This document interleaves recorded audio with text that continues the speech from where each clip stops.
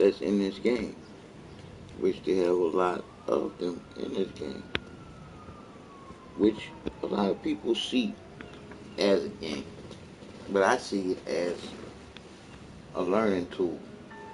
When you look at the game itself, it's not teaching these kids nothing that they're going to be able to use in life itself, unless they just going to be a criminal.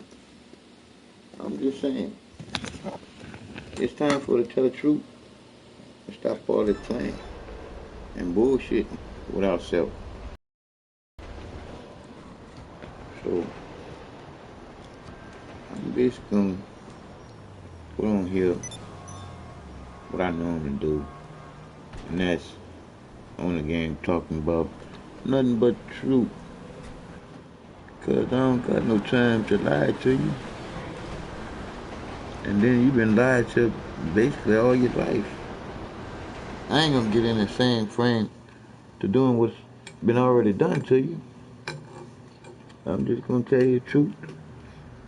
Cause I'm supposed to. It's my job to. And I'm gonna do exactly what I have to and supposed to do.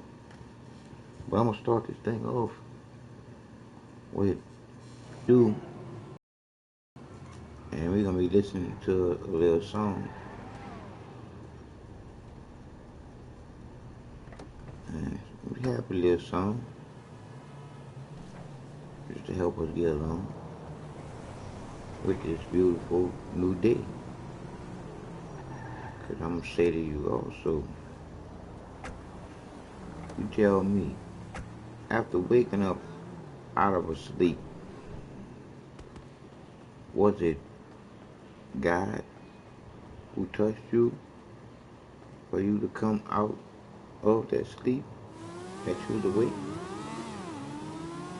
No, it wasn't no God. It was that loving feeling of the Creator, that motivation that helps you move to even start a day. I'm just saying, you gotta think about it for what it really is. It ain't no bull crap. It's the truth.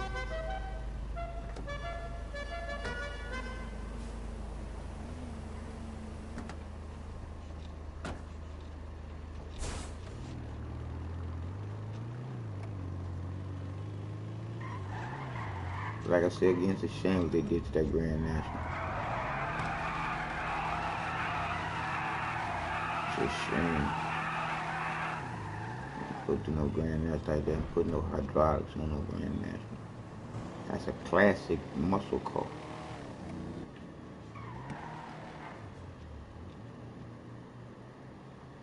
But where was I? Well, I was interrupted by taking a picture.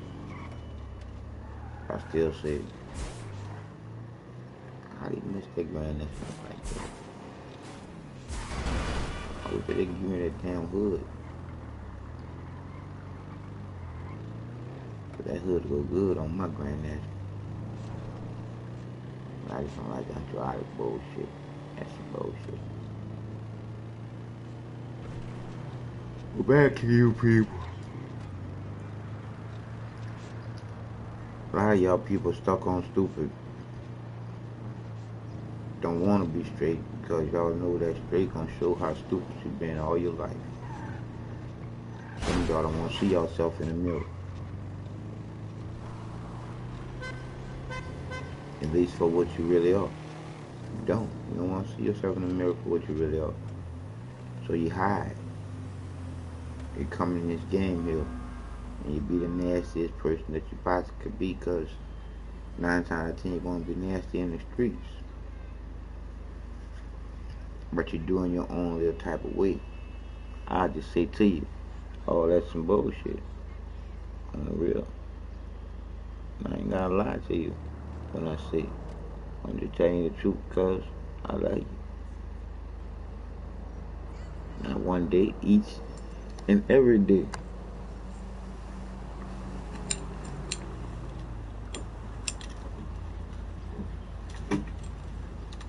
about you, but this is how I feel. All I have to say, which I pray. It's going to be right here. Right here. So we asked him to come up to do a book signing. And Rick Dasher, he's going to give a lecture as well to go along with the book signing. This was an unexpected lecture, but we appreciate the fact that he likes to take the time to make sure that we're all on point at any point in time that he comes. You know, we always appreciate it when it happens. So we're going to turn the floor over to Professor Griff. This is Professor Griff. For those of you who do know who Professor Griff is. Peace, Hotep, Alaikum, Shalom, whatever beautiful greeting that you go by. In keeping with tradition, just to remind y'all, I'm going to be real quick. I'm not going to draw the lecture out. And like he said, I'm going to try to go from cover to cover. I'm going to dive into some things that you probably haven't seen in other lectures or stuff on YouTube. And some of the stuff may sound familiar to you. So I'm going to dive into some things, especially the covenant, pinpointing some things that some artists are doing out there. And there's one or two things I added to this particular talk that's not in the book, and I will point that out because I don't want you to think that once you see that, you're going to purchase the book thinking that that particular thing is in the book. So I'll point those things out that are not in the book. But in keeping with tradition, let's give the brothers here at Black and Nobel a round of applause. I don't know if you see the other stuff that me and Umar Johnson did here. That one DVD is traveling around the globe. It's hard to keep up with it. I go into certain places and they're like, Umar, which you're like, who? So that's just the day and time in which we live. Technology, the medium of like the vibration, I guess, of internet and how fast and quick we get information. It's hard for us to even keep up with it. So the brother said he only got 40 minutes, probably 37 now. So we're gonna get in as much as we can get in. But in keeping with tradition, I need everyone to kind of stand up and greet someone. Since we're going to spend the next few minutes here together, greet someone. Watch the baby now. Everybody greet someone. Find someone to greet. How you doing?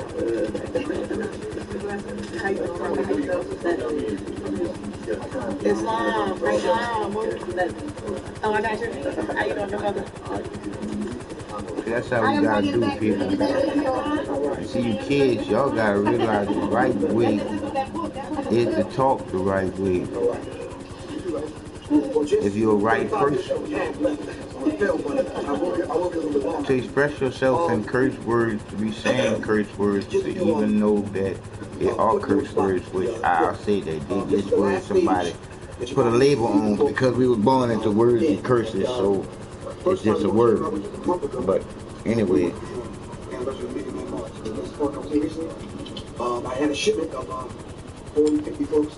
I sold them that day, and the book was 200 pages. Now the book is 256 pages. I revamped it, getting feedback from y'all. How come you didn't talk about this? How come you didn't put that in? So the phone calls and having a conversation with this brother and other people around the country, I kind of revamped it. I'm glad I did, simply because when I first started out, the book was really only 150 pages long, and the book was completed in my in my desktop, but my house burned down, and I lost the entire book, 90% of everything I owned. So I went through that trial, revamped it, it ended up being 200 pages, and feedback from the people ended up being 256 pages. I never intended for it to be a workbook, but Patrick Muhammad, the brother that printed the book, actually did me a favor because it sends a subliminal message to you to know that if you purchase the book, you got some damn work to do. That's right. And as Black Dot say, just kind of use this as a reference point. I ran into sold it to a brother last night, participating in an ascension ceremony, and the brother seen it under my arm. And the brother said, look, I'm not trying to be nosy, but what is that? And he bought it out of my hand. So and the brother, he said, yeah, this is a teaching tool. He said, young people, 13, I talked to a 12-year-old the other day, and got permission from his parents to call me and ask me questions about the Illuminati. So that's the kind of stuff I'm dealing with on a day-to-day basis. And in dealing with that particular point, 12 and 13-year-olds calling me. You know, I don't mind. But the first question I asked is like, where's your mom and dad? Do they know you're calling me? You understand what I'm saying? As a result of talking to young people, when I revamped it, I ended up putting 700 images. I did that for a reason, simply because, you know, a lot of times, and I often talk about one of the chapters in the Holy Quran where it talks about lip service. And we talk about the internet gangsters and the cyber thugs. That they don't have anything to contribute, but they like to talk ish. You understand what I'm saying? And condemn you for what you do when you're out trying to raise the conscious level of the people. Right. They was basically saying, I read some of it, which I really don't do. Please don't get me wrong. I'm not really into reading what people have to say about me, good or bad, on YouTube or Facebook. But hell, when your daughter bring it to you, you understand what I'm saying? I got to read some of it. So as I'm reading some of these things, and it's like, okay, here we go, 250-something pages of Professor Griff's opinion.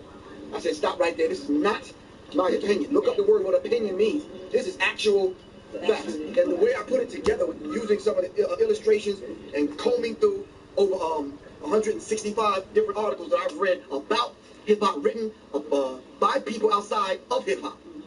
So much hip-hop. And we are on the interior of hip-hop taking cues from those that are on the periphery of hip-hop. I'm like, wow, somebody need to speak to this and get the record straight. So I had to clear it up with the 12-year-old and let her know, him and her, let them know that Jay-Z, Rihanna, Beyonce, Kanye West, they are not part of the Illuminati. I'm going to say that again so you can get it real clear. Because when you start believing madness like that, then it takes the weight off the people who are a part of the Illuminati. Are you following me? So we need to kind of clear that up. They're being used as tools and agents by the Illuminati. All right? So when we even go into defining the term, which we're going to do, we need you to understand that particular point. I wanted to go into some current events just for the film's sake, because a lot of times when you watch something like this, and I don't say something to let people know what day and time we're living in by setting a mile marker. Like, we can mention anything about the occupiers. You can talk about your man with Herman Cain. If they bring up one more white guy who you gonna mess around with, I'm screaming. It's like, I'm hoping they say, well, okay, somebody else came forth, and I'm hoping, like, maybe it's a sister this time. Nah. But what baffles my brain is if she was getting down with him, because we don't really know how they were getting down, right or wrong. If he was getting down with her and she was getting down with him for the last 13 years, why all of a sudden you coming out now? You understand what I'm saying? I'm not saying the brother's right or wrong. That's his damn business. Are you following me? We're not going to get wrapped up into that. But I'm saying. Why now? Right. That's just my only question. And if we can answer that question, then maybe I would respect her claim. Right. It's like why are you doing this? So we came to figure out that probably the opposition is pulling these people out of the woodwork and paying them under the table, offering them book deals and all the other things they offer these kind of agents and stool pigeons. Are you following me? Now that we're talking about stool pigeons and agents, can you just take the camera and comb through, just get their faces? Because I know somebody in this room right now is an agent, so we just need to kind of get that face. In case you don't have them. Somebody didn't know your answer, we can knock on your door a little bit. I'm serious, man, because, time out, for later on after this go down, you see some scuffling, somebody knock him over and take the tape out and run out the door. Professor Griff laying over here bleeding. You understand what I'm saying? Today in Philly, Professor Griff gets shot. You understand what I'm saying? No. Anyway, we're not going to get into that. So, let's dive into the book. Just from the rip, I want to say that the term psychology, and we just kind of need to release just for a brief second in your own kind of way. I don't want to say take a deep breath. I don't want to say light an L or twist something open. I hope you want to just kind of just release. Can you just release these other people's vibration, their spirit, their thought that they put in you via education, religion, however they got it in you? I think the scripture says, come out of her, my people, and be not partakers of her sins. Let's just release ourselves for a few minutes of the madness that they taught you, so you can approach this in a holistic. Bro, how you doing, man?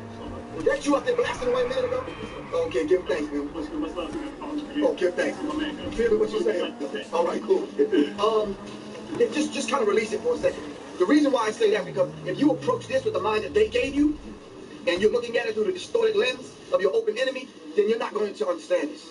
If you're looking at this like Professor Griff is just talking about rappers and that kind of thing, then you're not going to approach this in such a way where you're able to extract what you need to extract from it with something. Are you following me? So you might have to just kind of release the madness in order to even approach it. All right?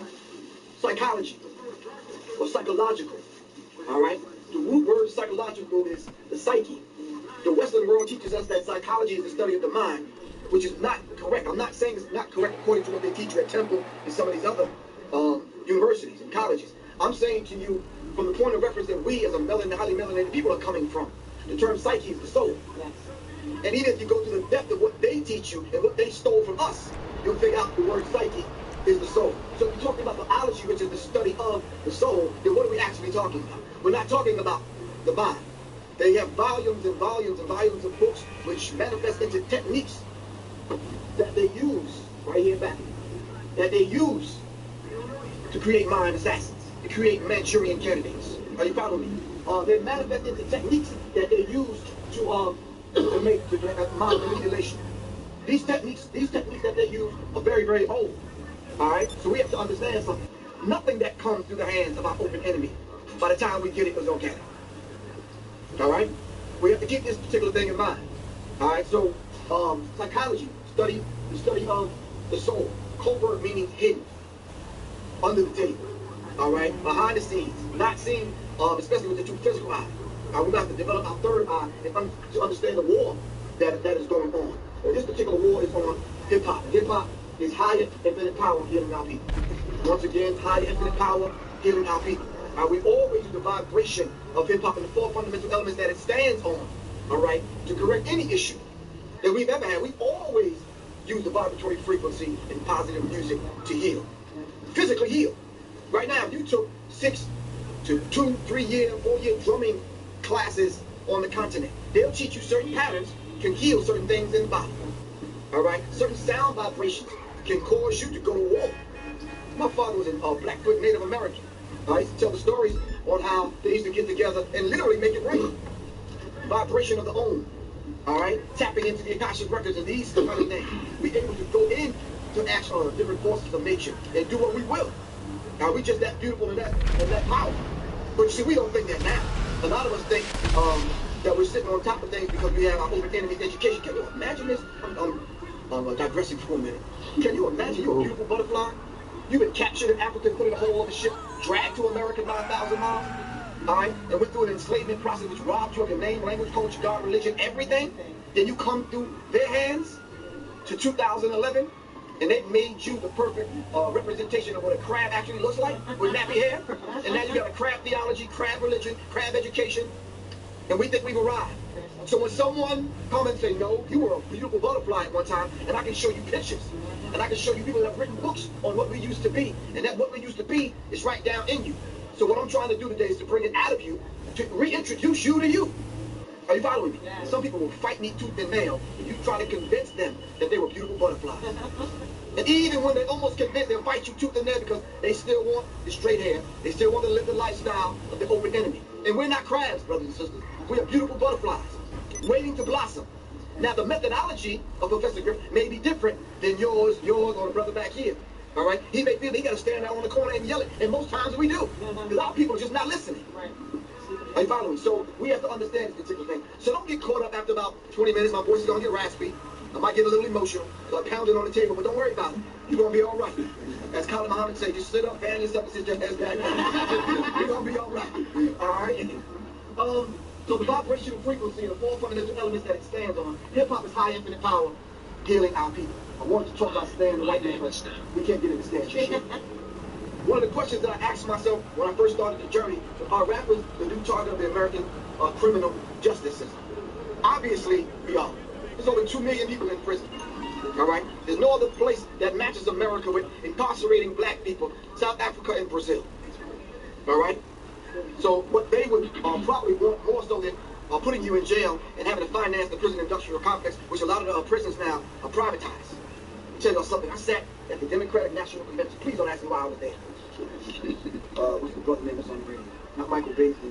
One of them. One of them. It'll come to me. I sat with him, and we were in a room watching black people ask questions on how do they invest in getting shares in owning private prisons. Floored me.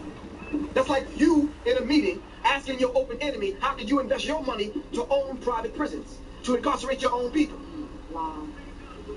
That just shows you the mindset of where we are as a people. I just said this the other night to a sister. I said, you know something? My heart was pounding. She's like, what's wrong with you? I'm just saying, I'm really thinking deep about this. I says, before this whole thing is over, we're going to have to kill some of our own people. No, I'm not just saying that to scare you. I'm not trying to sound tough. True. I got on some nice smelling oil. I'm not trying to sound tough. I'm serious, man. Somebody would smell me like, you can't thread. You smell too nice. You know what I'm saying? Really, when you really come to think about it, Bobby Wright was correct. He said, by the time this whole thing is over, we have to rethink the whole idea of not only shedding the enemy's blood, but our own. Family members will fight you tooth and nail before you stick the flag of liberation in the ground and say, this is ours, and we're going to protect this at any and all costs. When I say this, I mean our children, sisters. Are you following me? Something that we can call our own. All right? I believe I heard you say a few minutes ago about even if they close, when the stuff go down and the supermarkets close, what makes you think that Wendy's and Murder King and Drunken Donuts and Toxic Hell, Dairy Queen, some of these places are going to be open? They're going to shut them things down. The food is the first thing that's going to go. Right or wrong? If we don't own land, I heard you say, where are you going to grow the food in? You don't own any land. Your fight is going to be right out here in the street, right on Broad. And in most cases, we got to shed the blood of our own people. I don't want to belabor that particular point.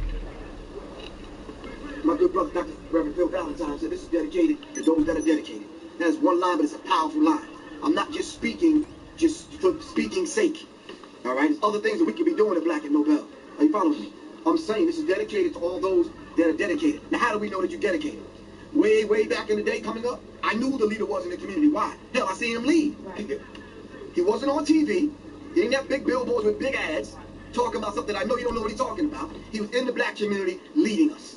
All right? And we used the church as a bedrock, a place where we could go and get some kind of answers. The youth center had classes. Someplace we can go now. Where could you go, honestly? Where could you go? You may not accept the white Jesus anymore. You may have taken them down up your wall, so your mom and your grandmother's rejecting you. All right? There's homosexuality and pedophilia going on at every school that I've ever been to, on college campuses, at the church. So now we got to protect the children. Where can we go? There's no institution in the black community because we can look at it and say, okay, at least if anything went down, I could go there. Stop that. Where? That goes to show you that we have to build these particular institutions. Now, I'm saying to you as adults, if you're having that problem, imagine what the other children are saying. Where can they go? Are you following me? Of course, I had to acknowledge everyone over the last 7 years I've been talking about this particular subject. I had to say something to them about them. Chuck D, Jason Orr, Rudy, just a few other people to help me get to this particular point. Dr. Martin Luther King said, all this stuff is actually in the book, all right? Dr. Martin Luther King says, in the end, we will remember not the words of our enemies, but the silence of our friends. Very powerful statement. That's what's going on right now in my particular sojourn. We're trying to reach the masses of the people, all right? For the umpteenth time, if you've ever heard anything about Public Enemy, I was doing this before Public Enemy, all right? During Public Enemy, even when the brothers kicked me out of the group, I was still blazing the trail. You never heard me come and diss the brothers with diss songs and that kind of thing. I didn't go shoot up the studio, threaten Flavor or Chuck. Are you following me? I stayed on the path. Because the whole Public Enemy thing was not about me. It's not even about them. It's become an institution that's a lot larger than all of us. By a show of hands, how many people have ever been a part of something that's a lot larger than you? Can you know what I'm going through? Giving birth to something and you're watching it grow, and you see it go off track and you try to pull it back on the straight path is a very difficult thing when you have to deal with the Flavor Flavs of the world. Right? I don't mind him saying this, he understands. All right? So we have to understand that you got family members that you can't stand to see at the family reunion, right or wrong. When you see them, you're like, you bring this white, both of them in here. Are you following me? So just like those family members I have in Public Enemy, outside of Public Enemy, we just have to deal with them. Pull them on the coat, pull them aside, help stay on the straight path. All right? Big up to my man Black Dot. Last time I was here, I made a statement about Black Dot knocking on my coffin when I was in the grave inside of the music industry. When I say that, I don't want y'all to think I was horizontal. I was just dead mentally. I wasn't. I was in the music industry. I'm yelling, warning people what's going on, but no one was hearing me. Are you following? You ever those new light switches? You know the kind in your house now that you can turn up and you can turn the light up slow. Well, we don't need one of those. We need the one that you just turn on. You understand what I'm saying? We need to wake people up right now. Are you following me? Yeah. So I've often asked people if right now, if we got locked into this building and everyone fell asleep and Professor Grip was the first one to wake up because I smelled smoke, would you care how I woke you up? No, let's be really real. No. Would you care how I woke you up? Long as your ass got up and we got out. Right. Then once we get outside, you say, why right? Then we can talk about it. But until we get out, right? We can have the dialogue outside. And right now, I'm yelling and letting people know, look, it's coming. I see it coming. I see it coming. My other book, Analytics, which I just dropped off 9 copies. The reason why I said it's an interview, because rather than me talking to you, I'd rather you stand next to me so you can see what I'm seeing. Are you following me? I want you to enter my view. All right? I see it coming. All right? This brother's out on the corner speaking scripture. Obvious that he sees something that we don't see, that he's letting us know, look, in a minute down the road, we're going to have some terrible times that's going to come. I'm just warning you right now and preparing you so by the time you get there, you won't be surprised. All right? Okay. format in which I put the book together is definitely on hip-hop vibe. It's not written like the scholastic work that you may see. It's not that traditional kind of say, hell, when you got 12 and 13-year-olds calling you, you got to go back and revamp some things because I'm trying to speak to them on their level. I'm 51. My daughter's 13. How do I talk to her? All right? I might have to let her discover the whole Nicki Minaj thing, and then once I see her resonating with it, now's my time. Let me step in and say, come here for a second, let me talk to you. Check this out. This is what this is. This is what that means. Now I'm equipping her to make her own decision. A browbeater. Are you following me? That's why I think the brother said this is a teaching tool. I had to go into the scripture. Elijah Muhammad basically asked us to go out and to get our people. And he left us a picture of us raising a black man from a dead level to a living perfect dick. All right? Not to say we should all have an FOI uniforms or suits, but I'm saying I got to wear the uniform of the day. If I was in the hood, I wouldn't be dressed like this. I had to go looking like them and speak their language. Are you following me? Because they see you coming. They know you're not from around here. Let's be dressed like that. Are you following me? That's a very valuable point that y'all need to tuck away. Because sometimes we go to them, all right? And of course, we have to set a clean example, but sometimes we go to them and we don't even get a chance to talk to them because we're not operating on their level. They know you're different. Are you following me? Now, don't get me wrong now. I'm not saying go light the L's with that. And crack open something. I'm not saying that. All right? I'm just saying. All right. We're not going to talk about the introduction. We might have to talk about the introduction 1 second because I labeled the theology of the mind, controlled by the study of the psyche, free. What I mean by that is ology, I explained earlier, is the study of a mind, not only a mind, but a mind that's not controlled, versus the study of our soul being free. So at the end of this particular introduction, I want you to understand that the ultimate purpose of introducing you to the psychological covert war is to free your soul. Nothing else. The methodology in which I use, it's going to be some science. Oh, okay, great. All right, so understand, I'm not going over what you've seen on YouTube. I had to go even behind the scenes of the stuff that you've seen on YouTube, all right, to explain to you how they're pulling off this particular covert war. We understand already there's a war going on, but how are they pulling it off, all right? The war, I'm going to let y'all know, the war is not being waged against the souls of black folks, the older black folks like us. They're going after your children, all right? And right now, as we speak, the people watching this, and some of the people in this audience, your children are out of control. You don't know what to do with them, all right? And Professor Griff says maybe it's the vibratory frequency inside of the music that's affecting your child's lower chakras. And the reason why that they're going crazy is because the vibration in the music, along with the African traditional vibrations of the drum, with the European word put on top of it, having our children crazy. What do I mean by that? Recently, Public Enemy, we just did a concert. You're familiar with Travis Porter? No. Not Nicki Minaj. Trina? Familiar with Trina? Yeah. Drake? Yeah. We was on the show with a few other people. Why Public Enemy was on that show? I don't know. The people that financed the whole show grew up on Public Enemy. White people grew up on Public Enemy's music, and they had to have Public Enemy in the midst of all the madness. Every group there had strippers. I'm gonna say this again slow. Every group there, I'm talking about butt naked past the Luke Skywalker thing. So we behind stage, and I'm seeing just half naked chicks walking around. But over here, I'm seeing hard, straight up, thugs, like from the hood, just like, thugged out type cats. And I'm noticing that dynamic. They were not kicking it to the chicks. And I'm like, so deeper observation, they were with one another. Right. I'm like, wow.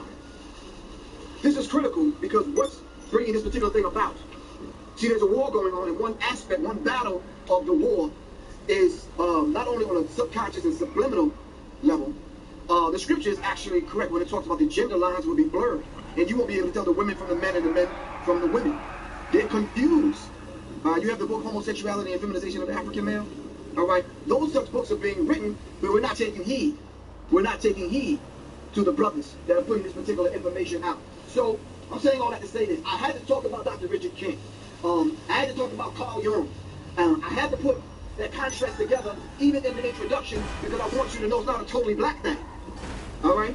There has a such thing called the casualties of war, collateral damage. Some young whites will fall victim also and not know it. Some young whites will be used to bring these certain things about, and they have no knowledge. Francis Cress Welsing said, consciously or subconsciously, they'd be doing these things without even knowing. I think it was Bobby Hemmett and Phil Valentine called them automatons.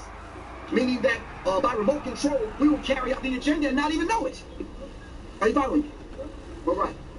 I had to talk about the father of the spin, Edward Bernays. All right? This is the birth of the PR. And I'm like, wait a minute. Y'all looking at me like, wait a minute. We talk about the psychological covert war on hip-hop. Why are we talking about Carl Jung, Edward Bernays, and Sigmund Freud?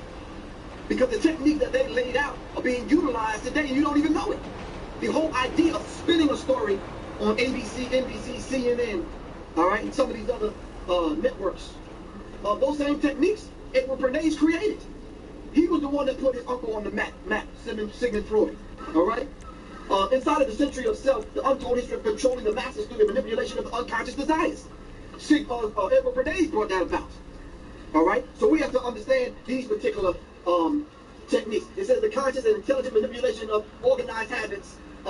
This is one of the techniques that Edward Bernays used. Basically saying that if it's an unconscious desire, you don't even know where you got the desire from.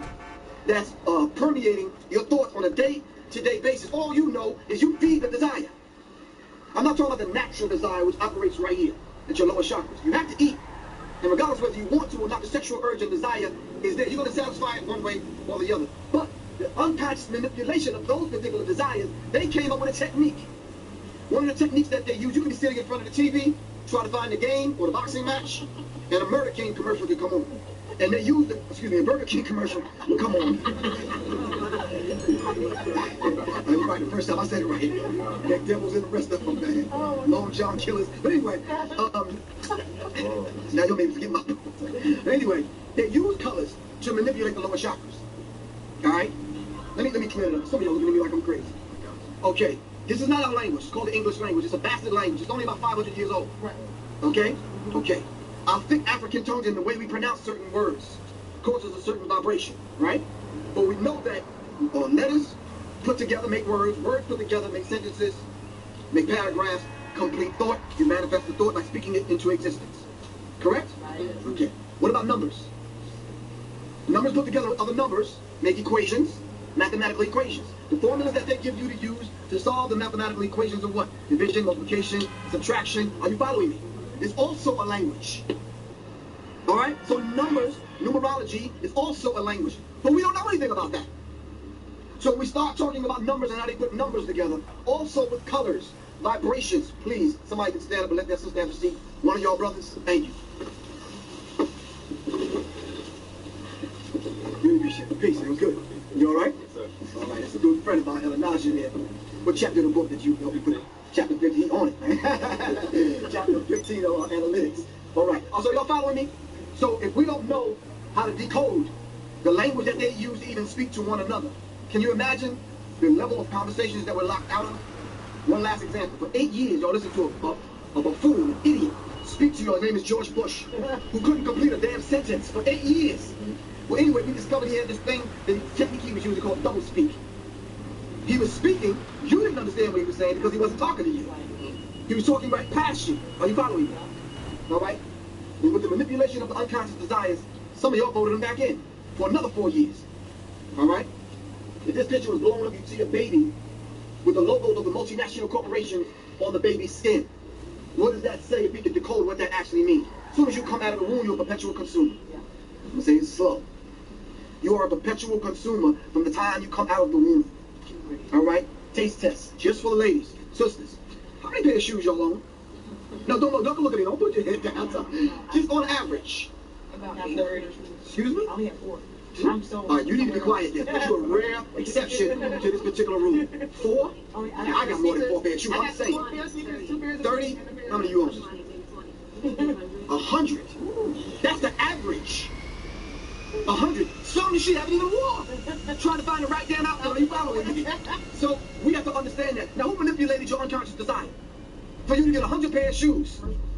So we have to understand that some multinational corporations are already tapped in to that unconscious desire before you even come out of the womb. And they tapped into it. So by the time you come out, your mom already got designer diapers on you. Why? Phil Valentine said he had one sister talking about she used scented toilet tissue. Now, I'm going to say that again slow. You ought to get that. What the hell would you need with scented toilet tissue for? I found this in studying the other day. It's not part of the book. All right? This is just something I found the other night, which kind of blew my mind. By life? Yeah. How is this resonate with you if somebody said, buy life? Brother, if I came to you and said, would you like to buy a life? How would that resonate with you? It would send you spinning. Like, how do you even purchase a life? Well, this was a reality a minute ago to white people because they purchased us. Right or wrong? So it's not so far-fetched. But it's far-fetched to us because we don't operate on this frequency. You can never buy a life. So much so they put a barcode.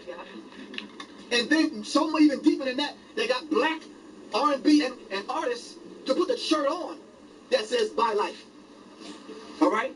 Now, y'all may be saying this maybe for a good cause because I believe it's an AIDS ad, and I need y'all to know that AIDS means Africans in deep shit. So, or Americans doing this shit. How did they get a pregnant woman to put on a shirt that says buy life with a barcode on it? You see, when I see certain things like that, I automatically go into decode mode. Like, what does this really mean, and who are they talking to? And then why would they manipulate these black artists to put on the shirt to promote an idea that's definitely not ours? Right. So where did this particular idea originate? You cannot buy a life. There's some other slides that I should have put on here to show you what website you can go to buy a soul. What people on the planet do you think are on the black or the white market looking for a soul? How about people that have no soul? Chuck D called one of our albums, How You Sell Soul to a Soulless People That Sold Their Soul. All right? There are people walking around trying to purchase soul because there's some soulless people and they're not in tune with anything else. Further on in my study, and on the same website, I discovered this ad. Kim Kardashian is dead. Now, what does this mean to a 12 and 13-year-old, though? I need to ask the question, does art imitate life, or does life imitate art at this point? No, come on. Seriously. Think a little deeper with me. If your daughter, 8, 9 years old, loves Kim Kardashian and keeping up with the Kardashians, and this is her idol, but Kim Kardashian is seen here as being dead, you mean to tell me that wouldn't have an adverse effect on your child's psyche? Great. For the record, yes. one of your videos we labeled the assassination of Professor Griff. And we're still getting calls. Griff is dead? No. That just goes to show you. Go on. Alicia Keys is dead. What are they promoting? They're basically saying, listen, man, we're visual people. I can talk to you all day long. I can show you 1 or 2 pictures. You will leave out here not even thinking about what I said, but what you saw.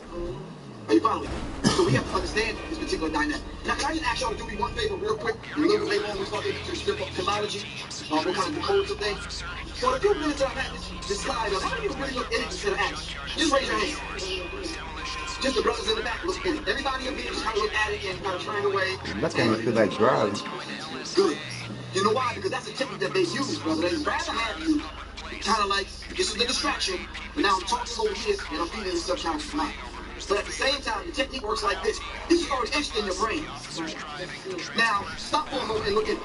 Not me, I'm not going to talk, I just want you to look at it. Just tell me what you see. Because maybe y'all don't see what I see. True. The cross is there. See this? Third eye illuminated and her solar plexus illuminated. Exactly. All of y'all are correct. You see, there's things going on in the picture that don't speak to the fact that Alicia Keys is dead. Now, cognitive dissonance. What is that? Cognitive. Come on, somebody tell me. You learn something I've learned. Say it again. You learn something I've learned. It's those 2 things that you're learning at the same time that have conflicting thoughts in the brain, and they're fighting for that space. Those 2 things are going on right now as I speak. You're listening to me, and the image is there. All right? So if I said, I'm going to be quiet for a minute, and then you're able to focus in on one thing, all right? Then you're able to kind of decode it. And y'all seen all kind of things in the picture. Are you following me? This is how they do it. The 13 songs that they're playing on the radio, you see it on BET and MTV. You hear it on the radio. It's in their iPods. So on the iPad is the music backing the car commercial. You constantly hear it over and over and over. Why? Back to what Edward Bernays was talking about. The Century of Seven deals with the untold history of controlling the masses through the manipulation of unconscious desires. The iPad came out. How many people bought it? Y'all know y'all need to stop lying. 1, 2. I feel like y'all feel. Why did y'all buy it? For one reason. What purpose does it serve? Come on, talk to me. Track women. New technology. And what is a new technology for? Does it enhance your life? Let me ask you some very vital questions. I'm not being vulgar. Please don't take this the wrong way. Did it help you get a hard on? Did it help you cook? Did it mix up the recipes for you? Did it help you kick into some chick at the club? What? To whom? To other people that don't have iPads? To who? The Matrix. You can say it. It plugged you right back into the Matrix. Another question for all of us. How many gadgets do you own? Television. No. These are real questions. My grandma owned one, maybe, which was the radio. How How many do you own? Come on, just let's be real with one another.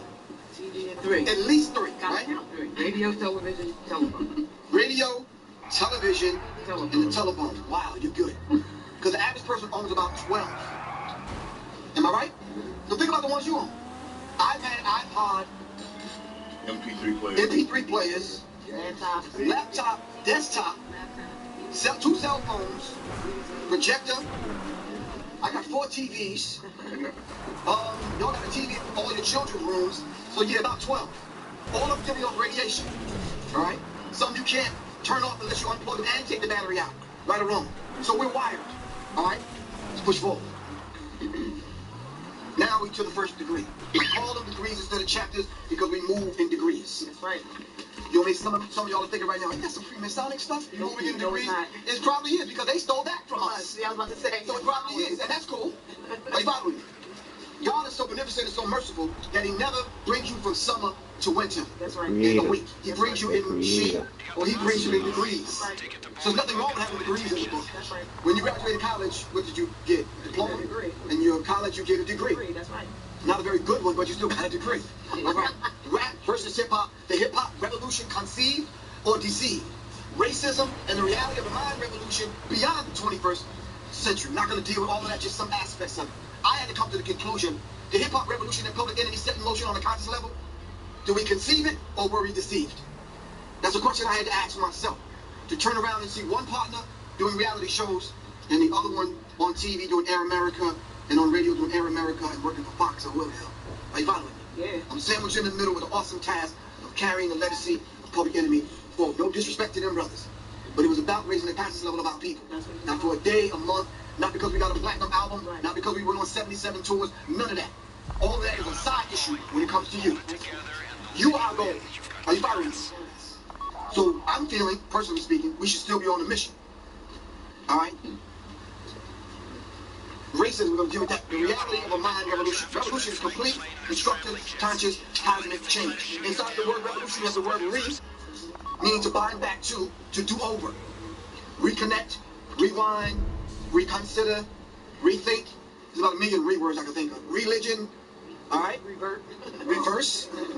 So we have the re, meaning to go back to bind back to. Bind back to what? An evolution. We have to evolve. Inside of the word revolution, in order for you to evolve, you have to bind yourself back to. All right? So let's understand that. So revolution, racism and the reality of a mind revolution beyond the 21st century. First thing I have to talk about on the first page, right after that particular title, I had to deal with the CIA. I had to give you an example of what went on in the past. All right? Dealing with Fidel Castro, what went down in certain parts of the globe, so you can understand two things. That's about to come here to America, and to give you an example of things haven't changed. We wear the Che Guevara t-shirt, but how many know the history of Che Guevara?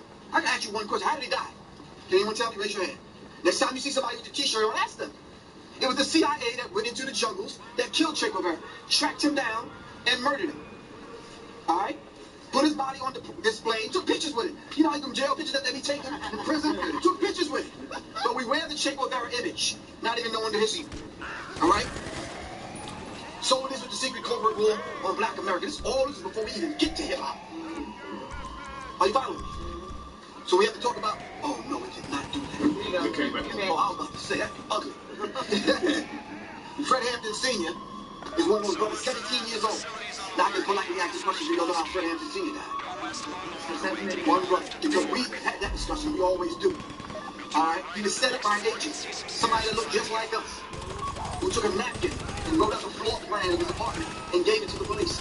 Showed him where he'd be sleeping and what time he'd be going to bed, and poisoned him and drugged him rather, so that he wouldn't wake up. And if you see the pictures of 107 bullets that riddled the walls and the mattress in his body, you say, wow, that's critical. All right? But don't say that same vibratory frequency, that energy is among us today. All right? War going over right now, right on TV, not directed at you, but at your children. And anybody who's naming the top 3 animated, not animated, cartoons, not cartoons, probably rap commercials that are out now. Anyone? Just think real deep, huh? SpongeBob. SpongeBob has one here, but no, these are very prominent. You talking about like the Kia Soul commercial? That's one. Kia. Kia has a commercial with animals now, hamsters, and they're dancing. All right? See, we don't really pay attention. It's cute, yada, yada, yada. Who know what Kia stands for? Just raise your hand. All right? There are some screws I hope we run No one? into. See, this is the problem. We can't even fight back because we're not informed. All right? Kia is Koreans in America. Car Corporation. All right, so let's understand. But why they using hip-hop music? I think I had all of this. Excuse me if I have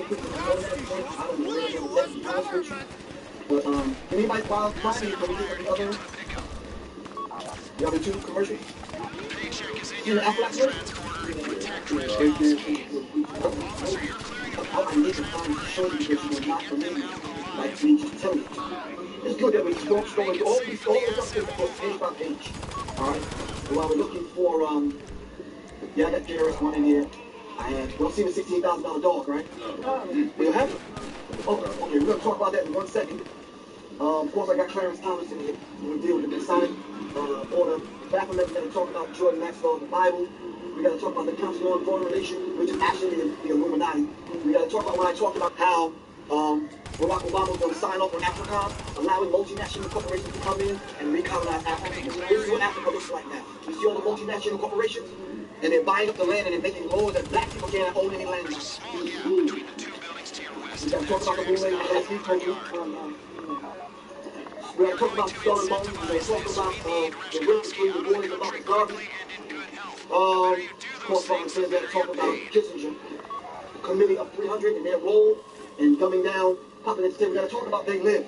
You seen They Live? Yeah. We're going to talk about that. We're going to break down the dollar bill because there's a symbolic language in the dollar bill that we have to talk about. Hold on. Please tell me something. Anyway, Dave Chappelle's confession about the Illuminati. We're going to talk about R. Kelly. We're going to talk about demonic possession. We're talking about Sasha Fierce.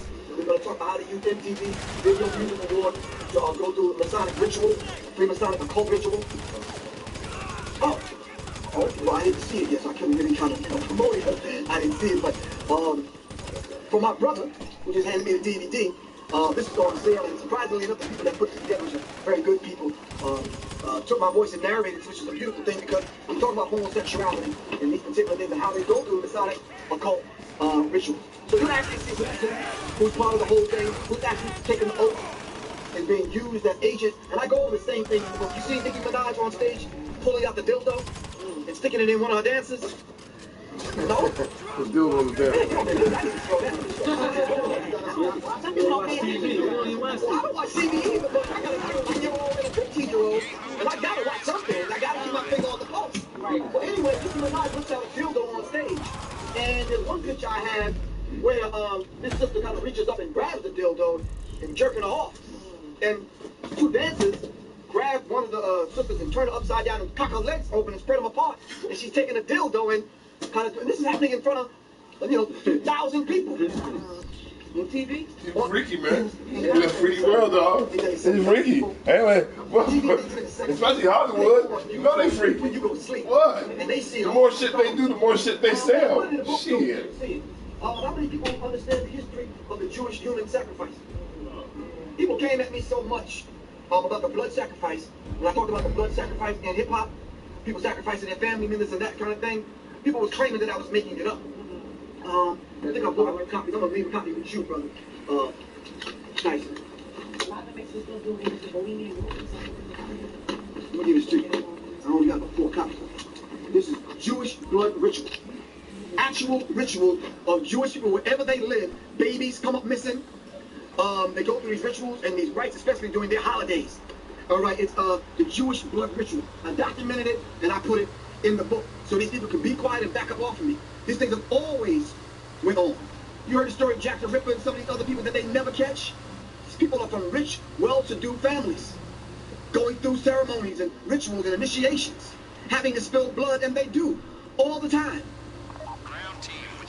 Blood trees and South Africa sold out of 10% off certified Uncle Tom. I deal with the hip-hop 10 commandments in this chapter. And the first thing is critical because I go into the first commandment. It says, thou must be black woman, which is the first 10 commandment, first commandment in hip-hop. And then the rest of the commandments get worse. The 10 things that rappers must do to be successful. First thing you must do is diss black women. So when you find them, rappers that are out with songs disrespecting black women, they're on their way. Can we name one of those artists that's a millionaire right now? Who? He's corny. He is. Ludacris. Right now. I said in one lecture, I said, how dare this dude, man? The first black rapper to go to South Africa to make a video. He's in South Africa, beautiful women around him. Got a Marcus Garvey t-shirt on. What was the song that he did? Pimping hoes all over the world. Came back to America and did what? Hoes in every area code. See? 10 commandments. First commandment. Thou must diss black women. What is Ludacris doing now? Movies, because he got the green light by your man Quincy Jones. What did I say about Quincy Jones? Flaming his sex rings in Hollywood. See, Quincy Jones is a gatekeeper. You got to go through the gate of Hollywood and go through Quincy Jones even to get into Hollywood. Can we name some artists that did? Will Smith, who else? LL, Kevin Campbell, Queen Latifah. We can go on and on, right?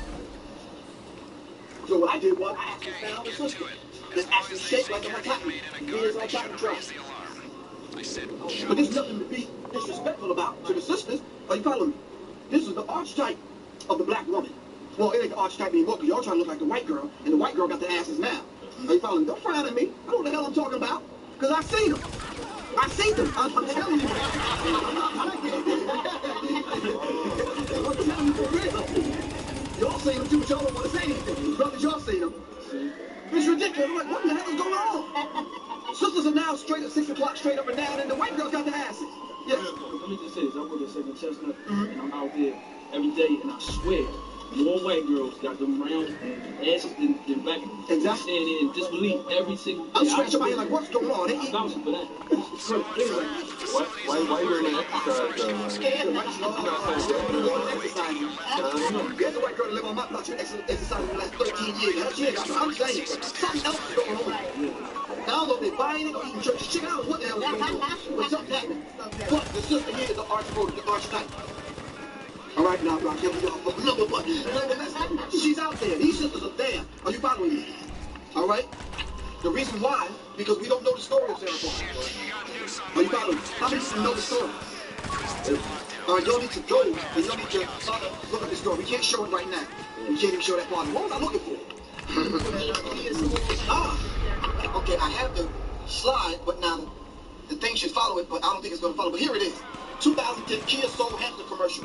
Black Sheep Kia Hamster video. They're out here dancing to Black Sheep song. You remember this one? The Soul Hamster commercial? With the little lizards fighting for the infection of the black woman here? See, but they have to reduce the black man to subhuman level. And they got to view you and put you in the category of animals in order to deal with you. Every time they have to deal with you, you animals. You driving in the car, you're an animal. You drinking sobe and dancing for the affection of the black woman, you're an animal. They have to demonize you. Like they demonized Gaddafi before they assassinated him. Are you following me? See, the media, let me tell y'all something, man. The media, multi-ethnic destruction in America, or maniac European devils in action, the media is the third branch of government. I'm telling you for real. I don't think I put the slide in here. But did y'all know that Beyonce, Jay-Z, Usher, and I think there's a list of other people I have in here, in the book, they got $1 million for 45 minutes. Can you imagine performing and getting $1 million for 45 minutes? This is what Gaddafi's sons paid them. Lionel Richie, there's a long list of them. Mariah Carey, I can go on. Diana Ross, I can go on and on. Quick trip to Libya, perform for an hour or so, collect your $1 million, you out.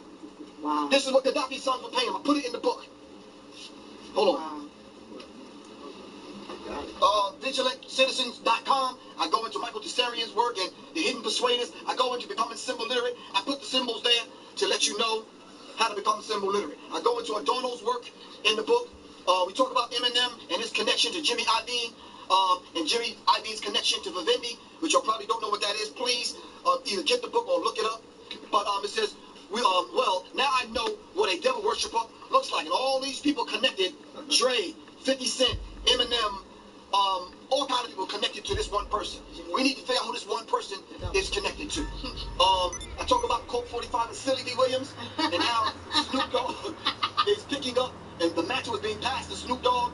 Colt 45 was promoted by Billy D. Williams, and now Snoop Dogg promotes another product, 20, 30 years later from Colt 45 called Blast. All right? I go through the whole idea of having and owning a spirit, which is what liquor and wine is, spirits. Having to own one is actually an initiation for black entertainers. Everyone has one. Jamie Foxx made a song, Busta Rhymes made a song, Rick Ross has one, Jay-Z, Ludacris, Fabulous, Young Jeezy, you know, Ciroc by Puffy. All of them have what is spirits? What does it do? You see, when you take and ingest the spirit, it opens up your energy centers. Once your energy centers are open, the music can come in uncontested. You know, sometimes when your ass is sober and you think you're clear, you tell your son or your daughter, turn that on, I don't want to hear that. But when your ass go to the club and you get the spirit in you, you don't even contest the song. Whatever the DJ play, you don't get like the DJ, do you? The DJ play whatever it is that he want to play, and you just going along with it, right or wrong. Why? Because you threw a couple back, right? And your energy centers are open. All right? You put weed in that context too? Let me tell you something. Weed in its organic state may help you. There's medicinal uses and other purposes. Once you put the fire to it, it turns into a chemical. Are you following me? In that case, certain aspects of melanin, that's enough a high concentration of melanin, can't deal with it. But now, while we're on that subject, whose weed are we smoking? Is your ass growing it? No, I just want to know.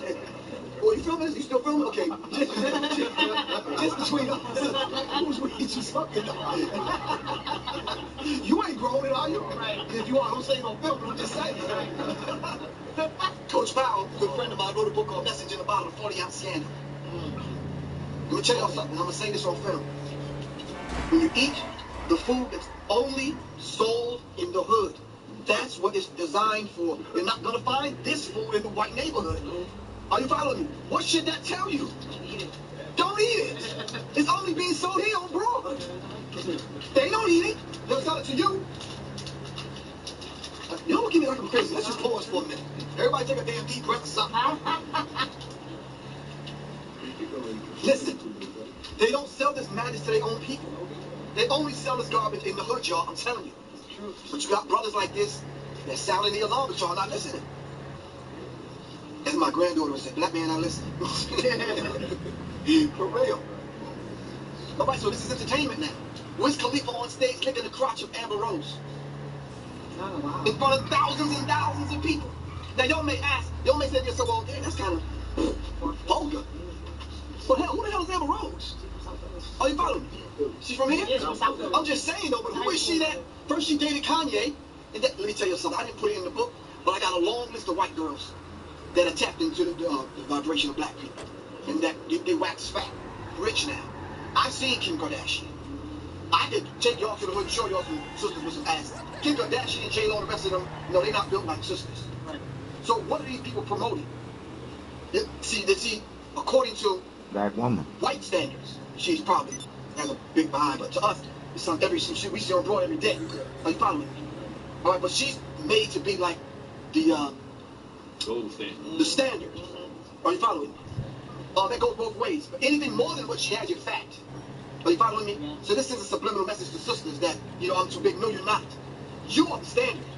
Are you following me? So I deal with destroy your mouth appetite for self-destruction from gangster to gay. And I start off with my good brother in Wally Mukebe Madi Baruti, who wrote the book Homosexuality and Feminization of African Male. And what I did was I put the symbols here, the Adinkra symbols here, to pull you back to your center, man. You understand what I'm saying? This homosexuality stuff is some white people stuff. Give them back their stuff, for real. Yeah. No, just give it back to them. That's not our thing. So, I talk about the feminization of African male. I pull some stuff from my good brother I'll talk about in a minute. But the dynamic here is 2 white homosexual males now adopting black children. It's a reality. I see them in the airport, pushing black children around. And you know, black children be acting up, especially in public. But there's no way that I can call you by your, there's no way I can call you, your name after you went to your naming ceremony, because your naming ceremony, all right, was supposed to have your name put at the center of your being. How can I prove this? Black moms and grandmoms do this naturally. You know when you're about to get in trouble, your mother tell your whole name? Yes. You know your ass is about to get it. Are you following me? Yes. See, your name, after you went to your naming ceremony, is supposed to center you. Can you imagine a white homosexual male calling a black African child by their name and pulling them back to the center? I can't see that. Give me an African name. Give me what you see me. Mwamba. Huh? Mwamba. In Mwamba. Imagine a white gay dude in Mwamba. Not gonna work. At all. It's just not going to work.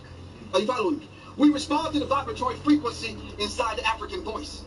And there is such a thing as the African voice. We operate on a vibratory frequency. How many beats per minute does the heart? If you're left alone and you ain't got to go to work on Monday, and you're just left to be you, how many beats per minute? 110. Absolutely not. 72. About 72, exactly. 72. 110 you have to have heart. If you know what the brother is absolutely right, some of us have 100. That's high blood pressure. But we operate at 110 every day. That's why you get headaches all the time. If you're at 110 every day, rushing to work, coming back to babysitter, paying the bills, cooking, yada yada, fixing the car, yada yada yada, whoopity whoopity whoop. Are you following me? White people, this is 72 calm. They can live their life. You're rushing all the time. That's why we losing hair. We can't get it up. Brothers, are you following me? Along with these diets that we have, it's supposed to be 72. Why 72? If you go to any pulsation of any of the organs in the body, that's how it's beating. Listen to any hip hop song. We may speed it up a little, but it's there. And see, that's what we resonate with. So we have to understand that.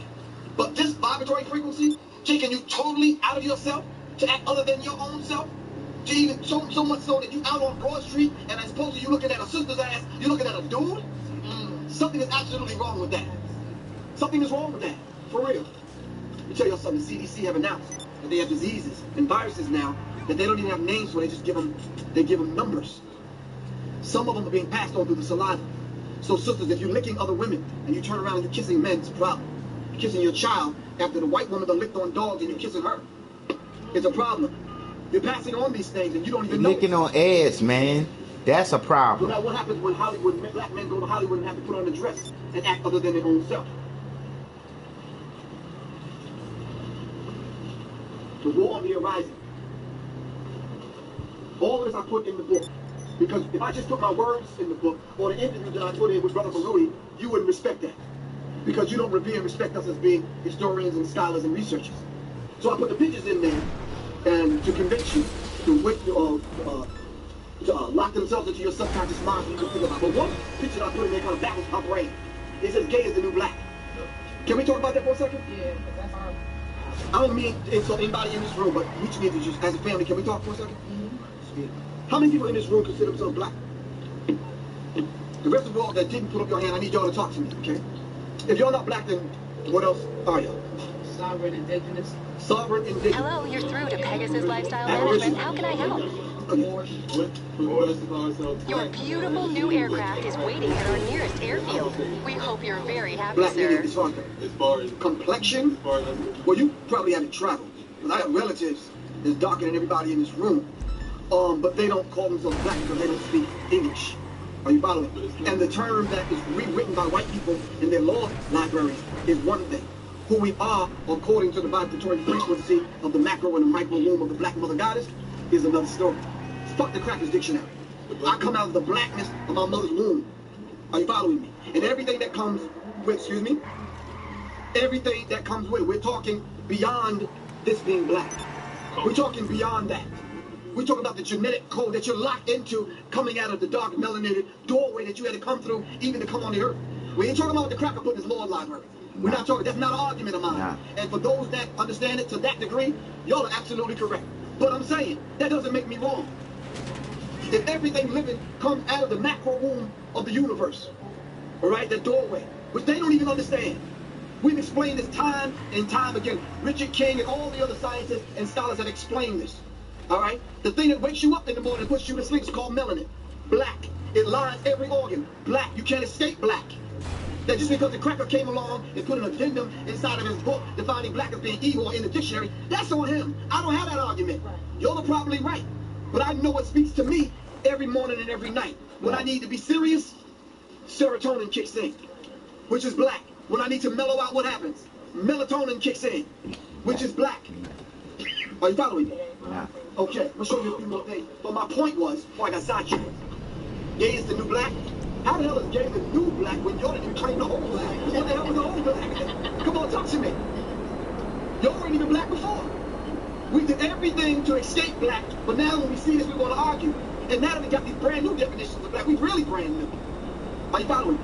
I'm saying to quail your thinking. I know your thinking's in danger right now. We're all of that and then some. When we go to have that argument with our open enemy, when we sit down to negotiate the land rights, we're going to bring this brother there. We're going to talk about the definition of black.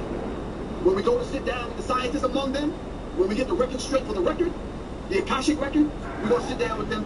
I'm going to explain to them what black really means as far as the macro and the micro womb of a black mother goddess. That child sitting in this womb right here, right now, all right, from a black woman, and a black man is what? Black don't know anything about being sovereign in the womb. We don't have that discussion later. I know where you're going with it, and I don't want to. I understand what I'm saying is I don't appeal to their definition of black, like you said, like what's in their definition. So if I fill out for a job, I'm not agreeing to their black that's on that form. I really don't agree to it. Oh yeah, but I'm thinking it's so far beyond the job, beyond their dictionary. Yeah, we talk about the very thing that we are. That if we had no title, what would we be? Coming from the macro womb of the black mother goddess. Hold on one second. Yes, sir. To make that statement that gay is the new black, and what you said earlier about them putting it in the dictionary as dark, how can they even call themselves darkness or the evilness of the dictionary word that they're saying? Are they speaking from what the black or being you are thinking? What people really are? They're speaking from that. Right, they're not speaking from that point of reference. They're basically saying whatever we think black is, because it really hasn't been defined to us. That's what black is. It's gay. Well, you see, they define these terms. You understand what I'm saying? So if they define what gay is, and they define what black is, okay, then I guess they're proving their point. But if gay and black have anything to do with we put on women's clothes, I don't want either one of them. It's my point. If I gotta be so goddamn black, I gotta put on a skirt and some stockings and some heels. I don't want that either. That's my point. All right. Okay, here it is. What's up? It's your boy. Okay, the moment you all been waiting for. It's the world premiere, and that's not just around here. That's the whole world. The brand new Gangsta-licious video. The song's called Homies Over O's. That's how that was made. All of these things were coming at a Tavistock Institute, and they actually said themselves what they were going to do is control the music in America. Now, they said themselves that they would operate and use certain vibration tones to put in the music to attack the chakras. They even admitted themselves, the chakras in the energy center. They admitted themselves that they would come up with these particular tones, and by the time you ended up listening to certain songs, you would end up carrying out the agenda by degrading yourself. Now let's really think about that. You can listen to a song, and some of y'all probably have done it. We mimic these songs and we sing these songs that actually call us out of our name, but we still dance. We wear the t-shirt, we buy the album, we go to the concerts. Can y'all name such a song? Homies over hoes. Yes. Say it one more time. 99 pounds of the bitch ain't one. We see young kids singing this. But what does it mean to them? It becomes part of your aura. So Tavistock Institute put these things in motion. They said they would shape the moral code of what's going on in America, so much so that you fight and kill one another to buy things that will kill you. Can I prove that? Oprah said go to the website, go to her site, download the Kentucky Fried Chicken coupon, print it out, take the coupon to Kentucky Fried Chicken to get a free meal. Guess what happened?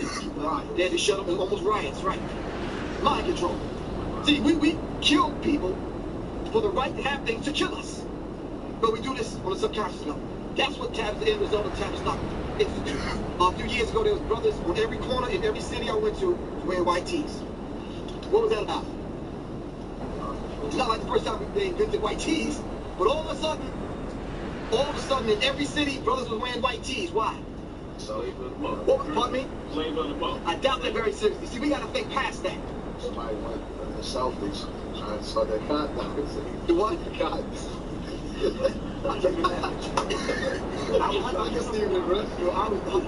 All these things are probably true, yes? Well, that's what I heard. That everyone wore the same thing, then how could you tell who was who? Fingerprint, idiot? Facial recognition software, dumbass? How about a few other things that you don't know the white people already have in this smart car that can readily identify you? This heat-seeking thing that they have now. What is it called? Yes, that's what it is again. Thermographic imaging they have. They can take a picture of your aura. They can find your ass. No, it wasn't me. But you had this Coca-Cola bottle you drank, they could do it down when the police and they got it. Test your fingerprint, match it, but it wasn't you. Yeah, all right. Tell me anything. I mean, listen. We're not going to talk about crime. We'll talk about that some other time. Just a few more things. that sister you just talked about? I talked about blood rituals in the Illuminati. A very popular kidnapping and murder of John Benet Ramsey. Right. And you see the way her parents just kind of lied their way through that. I don't know what the hell they were promised. But little children, little girls especially, are coming up missing. What brought me to write this in the book about Roy and Walt Disney, about the mind control program that they have in Orlando, Florida, underneath the ground. Have anybody y'all been and seen this? The little city that they have under the ground? Okay, well, I was there. Anyway, there's some strange things happening in Orlando and in LA. Magic Mountain, where's that madness? But all of these entertainers found their way to the top of the black music charts, and all of them were musketeers. Now, I found that very interesting. Y'all probably say I'm crazy as hell, but I tried to connect the dots, and I said to myself, why? Just ask myself the question, like, why? Is it a coincidence that these white entertainers, R&B artists, were all musketeers, and all of them, at one time or another, ended up at the top of the black music charts? All of them were musketeers, and they went through the same mind control program. All right?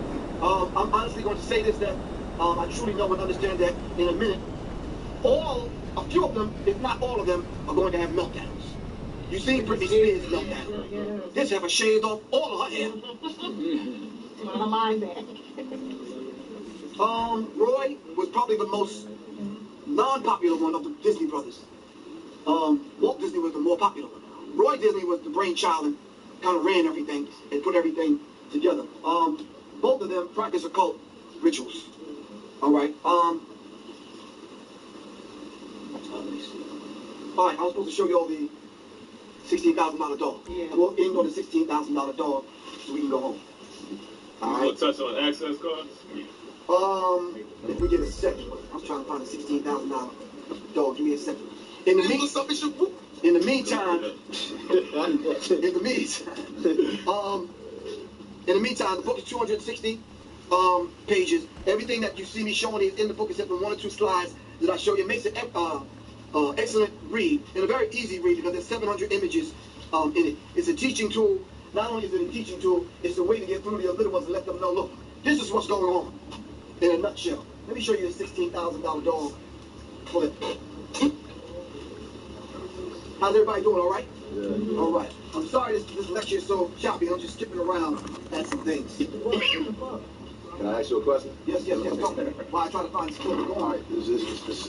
Are we the only nationalities that they actually going this to? Like, what about like Chinese people? You know what I'm saying? Or any of these other cultures that really don't care about white people, black, or any other, and they win. Africans, black and nationalities. No. Afro. Americans. Afro-American, what the hell is that? We go on and on. I understand what American.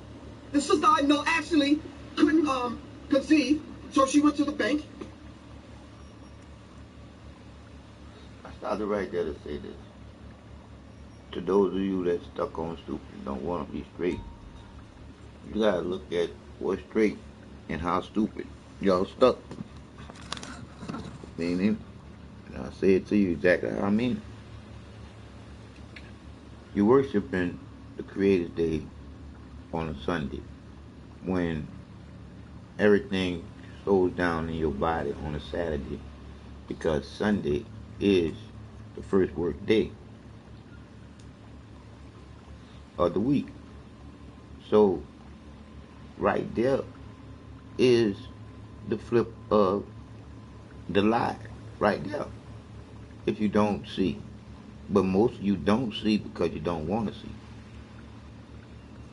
Because like I said, for you to see, it's going to show who you are that you see. And you're going to see a shitty person that's doing shitty things and know that they're shitty because he is that person that's shitty doing it.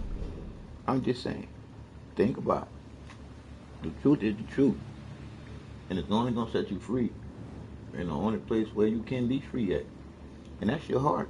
Because that's where it starts at. Everything starts in your heart. From that beat, everything starts.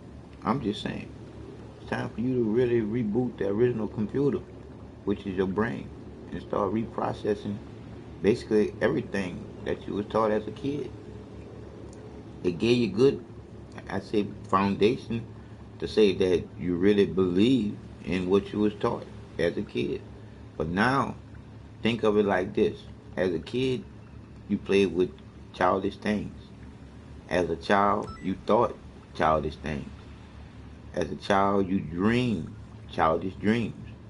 So now that you're an adult, you gotta put being a child down. Leave it alone. Now it's time for you to realize, to know you on your own.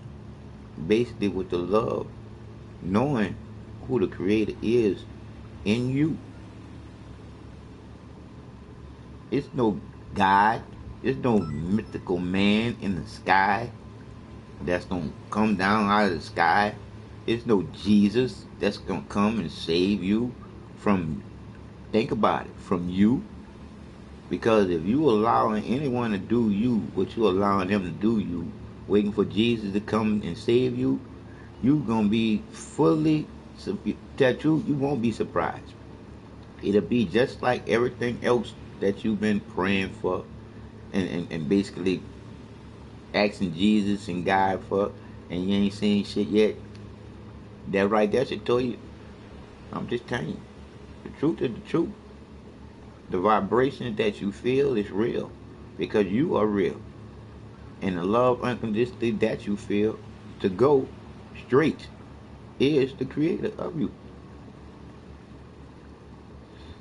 You have life and free will to do you and get through and be a servant for the person next to you. Because all of us in this circle of life together. That's why it ain't one together, it's together. So I'll break it down to you the reason why we have two hands instead of one. We have two hands instead of one simply because the Creator has none. So the Creator can go through us to use as the tool to do what the Creator wants you to do, but you still have free will to with choices.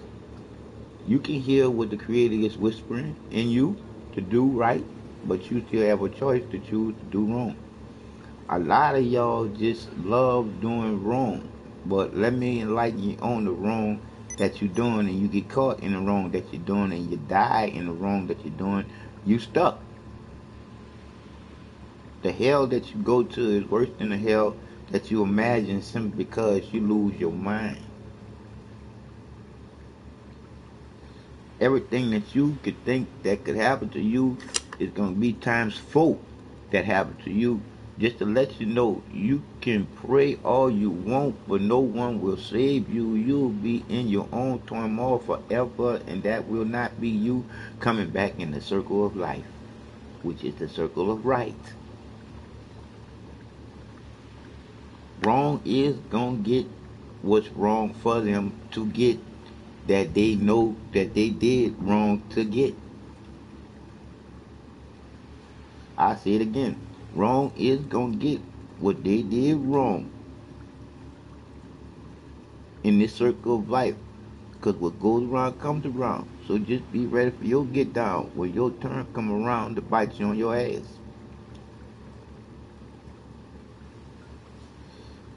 I don't do this here to get known.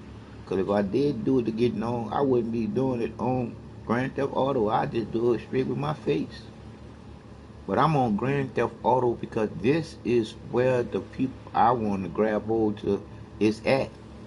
This is where these kids are on this game going plumb crazy over this game and not realize, to understand, to overstand, to understand, to get exactly what this game is doing to them in their spirit.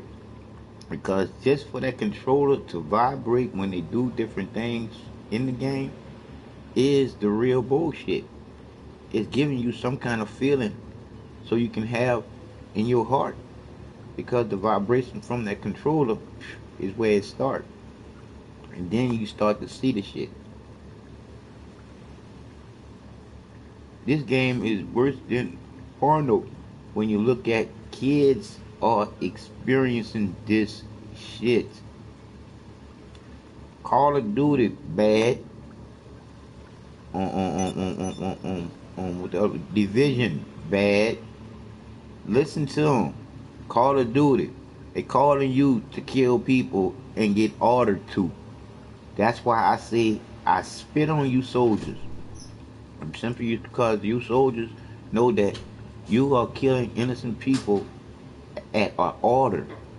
Meaning you are killing someone like you because of someone else is telling you to. When you really think about it, you're really killing you because you gonna go into the turmoil of taking that life. That person that gave you the order is not.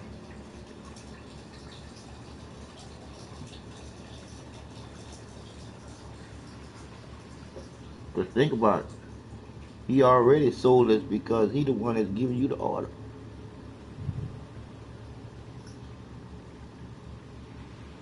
Just listening to the soldier that we were just listening to explain to you what he did that was despicable, and he cried because he felt what he did was wrong, but it was his orders.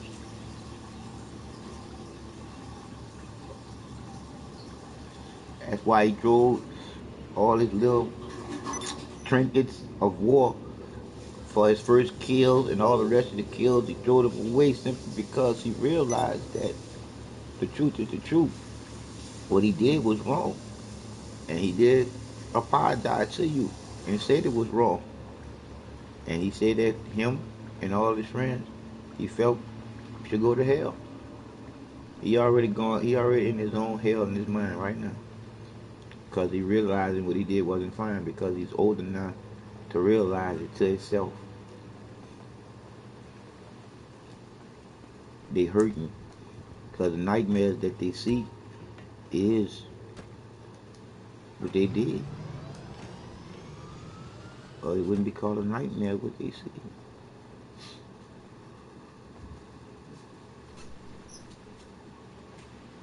And like I said, come on this game and just relate with you kids. I just want y'all to know violence is bad, and y'all just taking it in. This game was meant to do exactly what it's gonna do to you. And I say this to all y'all: what happens when your electricity go out and all you had was this game? You coming on this game and not having no reason for coming on this game, but to kill, not to come together in a mission to talk about what should be a solution to how we can live all together in this world. No, because all y'all want to leave reality and come into this fantasy and be something that you can't be in the world. But if you're gonna do that, why not come into it and do something good instead of something bad?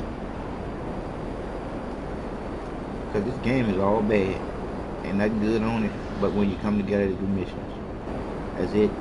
Everything else is bad. All the missions. See, it ain't like we can come together and go kill some enemy soldiers that's doing stuff to people. See, y'all see I spit on? Y'all in there killing other people for some other people's bullshit.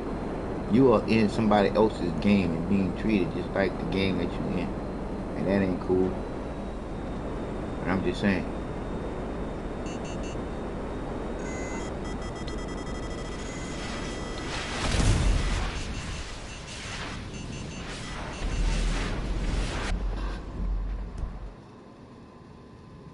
Man, y'all can't kill me. I'll disappear off the screen before y'all end up saying, I killed the CEO. Ha ha ha ha. Before you can say I killed the CEO, I'll pop up at my office. But like I was doing, like I was saying before I was rudely interrupted by crazy little dudes that thought that I was trying to kill them, but I wasn't. But anyway, it is what it is, people.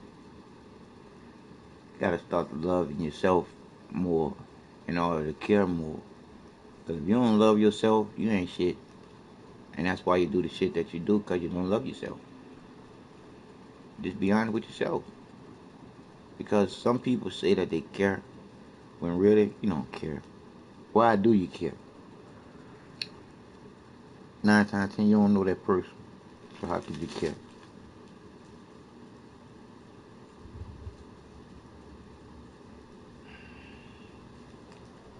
I'm just saying. The truth is the truth. Shit on all that bullshit. Here go Griff again. Rolling Griff. And when the people asked her, well, what kind of sperm and how you want your child to look and whatever, she had a choice to choose. She chose some Asian sperm. I can't put it any scientific kind of way.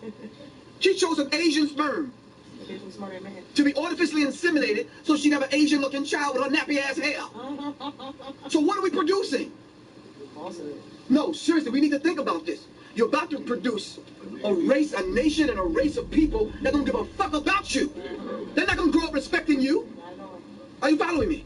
So we have to understand that. So it is with the Little Waynes. They came from that crack era, way back when AIDS and crack hit at the same time. Remember? 586. Fast forward to today. That's Little Wayne's age. His mom, his dad, uncles, that was that era. AIDS and crack, chemical and biological warfare, hit at the same time. By the time Little Wayne is grown, right, he ain't respecting anything. Because it came from that particular, that was a wild, crazy era. That was the birth of Public Enemy. When we seen it going down, and we tried to come up with the strongest, noisiest music possible to interrupt that frequency. Are you following me? Francis Cress Walton called the music that came after that sensory overload. You play the music so damn loud and so confusing, you just don't know what to think, because you don't want to think. Because you're feeling so bad, you just want to escape. So you listen to the music, you always go to the club, you get drunk, you light up, you have unscrupulous sex with multiple partners and this kind of madness. So by the time you get to a Little Wayne, you can almost figure out what's going to happen. All right. Very powerful book. The first millennium, first edition of the American Directory of Certified Uncle Toms. What I often talk about on page 236, it talks about the nefarious niggerization of rappers. It's here on the shelf somewhere. Derek Parker was probably one of the hip-hop cops that kind of came out and actually told what was going on at the police department. These are people that are coming forth telling you what's going on. So you ain't got to believe Professor Griffin. Let me move down to some other things. NWA. NWA, from the time that they came out with Fuck the Police, they were being tracked by the FBI. I put the documents in here so you can see it for yourself. Why did I put the documents in here? Simply because the military, they studied this particular stuff at military schools. Why would young black men with jerry curls from, this is their wording, not mine, from Compton, come out with a song like Fuck the Police? And then when we turn around and we pay half the members off and we bring some of them to superstardom, all right, this is how we can effectively neutralize urban unrest. Are you listening? Can't go get your friend request because it's going to stop my show. Number one, pay them off. I'll get it after the show. It's the same thing the government do when they attack countries. They send in economic hitmen. From here. Economic hitmen can't destabilize the government and bring it down so they accept the dollar and they accept all the multinational corporations coming in. Then they bomb the damn place. Libya was not going to have a Broad Street in Libya with McDonald's and Taco Bell. It wasn't going to happen. You bring the economic hitman in and you can't stabilize the country. Did y'all know that there's a book out that admitted that there was only 897 people in Libya that disagree with the government? 897 people. So what the government did, America, NATO, and the rest of them, they took people from other countries that were dissatisfied and installed them in Libya.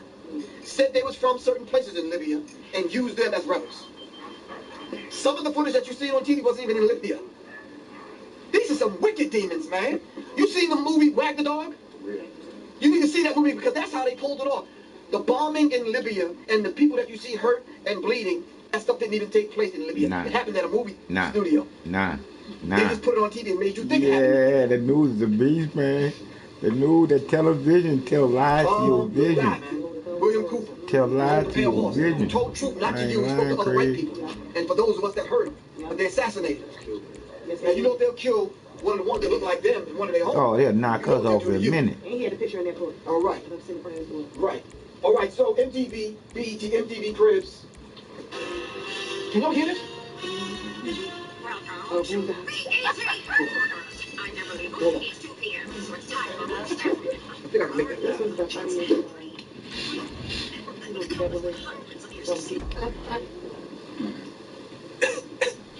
Right. don't. I don't get it. Must be some of that Harvard humor. Sorry, that was funny. Halloween, fucking up niggers and what. Well, let's see. As you requested, nobody outside this room has been paid for months. And you fired everyone that could read. I love it. Okay, and public relations? Mistress Weaver, we got one thing to report. Some little nigga named Kiwi Free. Okay, we all critical of that fucking shit. Talking about he stopped the hunger strike. All right, what did we ever do to him except try to destroy black people? What's around? This hunger strike will continue until BET is taken off the air, the office is shut down, and all its top executives commit Japanese ritual suicide. All kinds of connected to this one person. We need to figure out what this one person is connected to.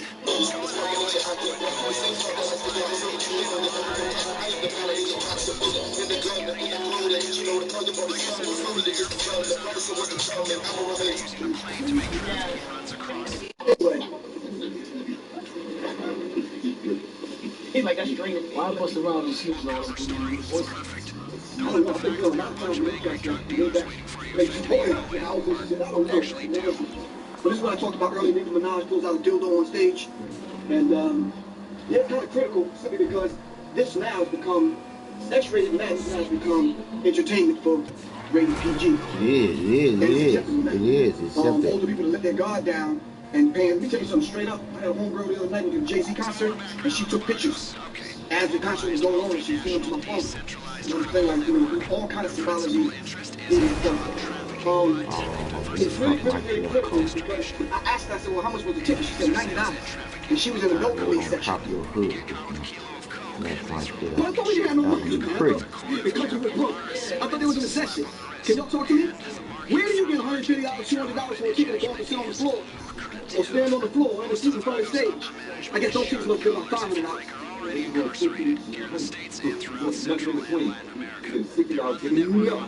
my homegirl paid $90. She was in the nosebleed section. So anything in front of her had to be more.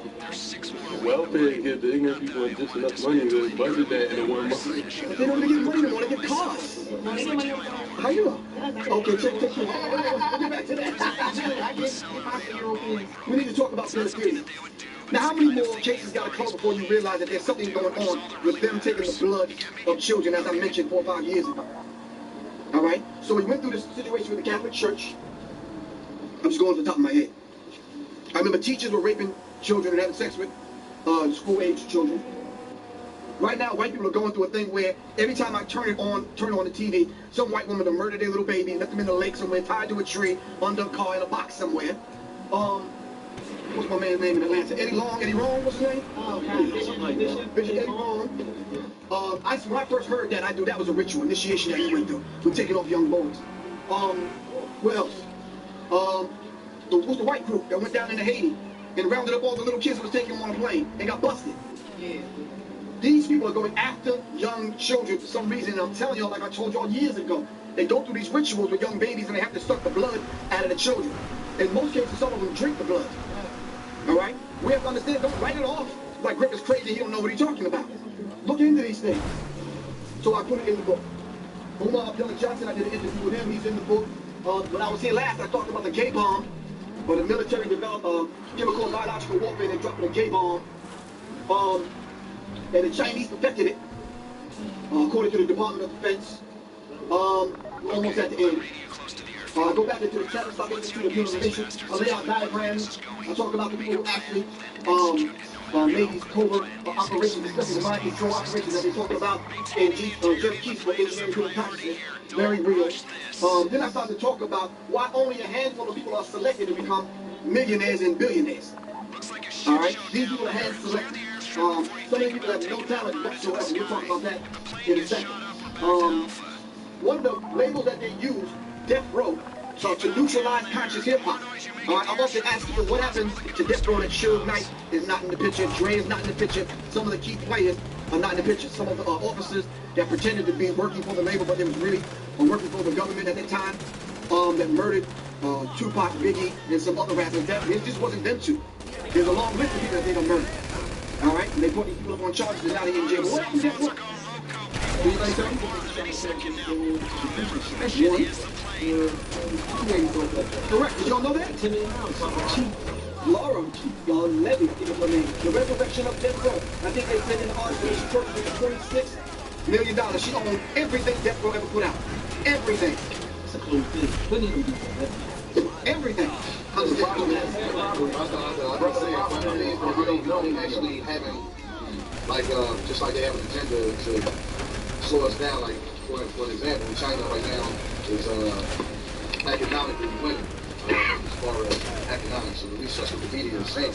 I know when I did a little thing with my kids, we went around and got like clothes, boots, sneakers, and different things. I looked at the tags, and like at least 90% of it was made from China. Pocketbooks, the spoons, excuse me, brothers, pocketbooks, spoons, everything. So I was just wondering if just like they have an agenda with us, they actually have. Very honest with you, I don't know. I'm not Chinese. I'm just saying what the Chinese people are going through. The Chinese people never went through what we as people went through. Oh, absolutely. They still have their names, language, culture, religion, history, something to connect them to. That even if they were going through something like this, they have something that centers them to bring them back to the center. All of that has been taken from us. Right. Well, actually, that wasn't what I'm saying. Is as on a global scale, do they have like for like the Illuminati? Do they have an actual thing where they have something for each nationality to like get like a global dominational? Well, white people are not only the people that's involved in doing this. I'm an Aboriginal, and as an Aboriginal, I don't really see nationality. I see. But can I just speak to that real quick? They don't give a fuck. If they walk in this room right now, they ain't gonna single you out. Oh, we can't kill you because you're Aboriginal. This is the point that I'm saying. This is what I'm saying is that this. That a lot of people that they're attacking. Every black person is an Aboriginal. That's why it's black people that work with them to destroy Aboriginal people. Every black person is not an Aboriginal person. Every person with dark skin is not. Okay, but can I say something to you, brother? Every place that I've done research and studied, they don't give a fuck. They don't care. I'm saying that, but that may mean something to you and to the brother in the 8th row back there, but that means nothing to these people. They have an agenda, and they're going to carry out their agenda. They don't give a fuck what you call yourself or you. They don't care. They don't care enough you don't argue about black or African or Afro-American or they don't care. Let's say they don't help support the attacking to help support the white people, or round them up. Right, exactly. After they got them, utilize their help, they believe they're going to kill you. Okay, but that's a very valuable point. Simply because they will take somebody that's obviously on film, on YouTube, talking that, and they will get them to round up everybody. What we need you to do, we need you to get all the morals first. Everybody's calling themselves more, let's get them first. Round their ass up and neutralize them, because there's an aspect of the brothers that I know that are more militant. They'll fuck some shit up. You say the Hebrew Israelites and some other people. So your ass is going first. You know that. Are you following me? But they'll get us to go get you. Alright? So quietness is kept. That's a very valuable point. But we need to kind of keep that on the hush so we can discuss that and iron that out. Why we gotta tell them? Now, I know y'all know that book, but I ain't know everything I know in the motherfucking book. I'm just getting carried away. You did, bro. I didn't know everything I know in the book. Come on, y'all. But if I don't read some stuff that I found out about these people, I'm not going to put it in the book. Because I know when it comes that time for me to deal with them in the way that I know I might have to deal with them, I got to know who to deal with. And how I got to deal with them. And that's very valuable because that's military science.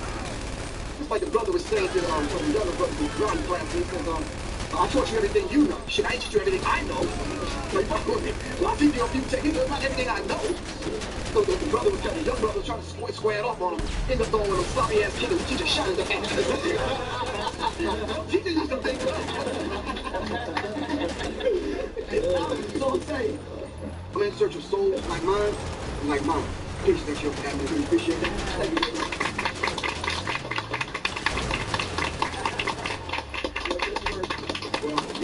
I always enjoy Professor Trutth coming out to do these lectures. You never know what to expect from him.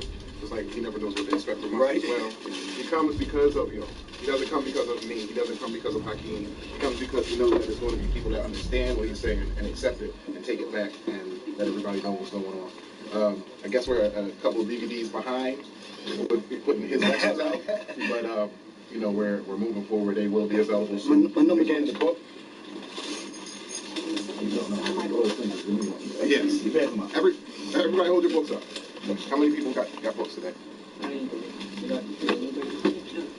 Okay. Y'all were the lucky ones to get the first one. There's a couple more. I'm making a movie, man. I ain't gonna be running my code for all these people and running this shit. It's two. It's one behind your head. My code. Y'all stupid for trying to be outside the code. Y'all just stay in the code. and do everything from the car. Except y'all kids. Kids are stupid. They do stupid shit. But you get a pass because you're a kid and you're stupid. I'm just saying. And I have something. Put quinine on there. N-E-N.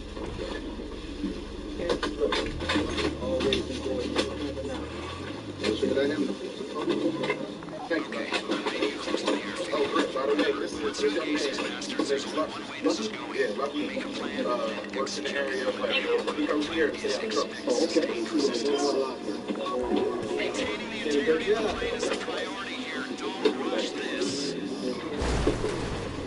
Some spells, some blueberries for those mothers, some cherry cap, chip cookies. Oh, okay. Looks like a shit show down there. No, Everything fountain keeps burning to the sky. If a plane gets shot up, we're back down to foot. Keep it up down there. The border is making the airstrip more possible for restoring jobs.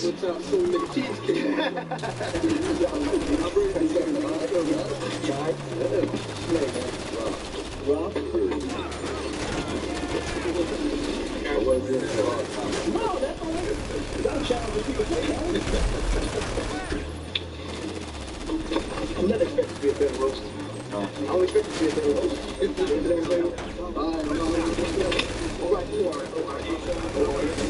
Auto cell phones are going full go. People to expect more than any second now. Remember, the mission is to play.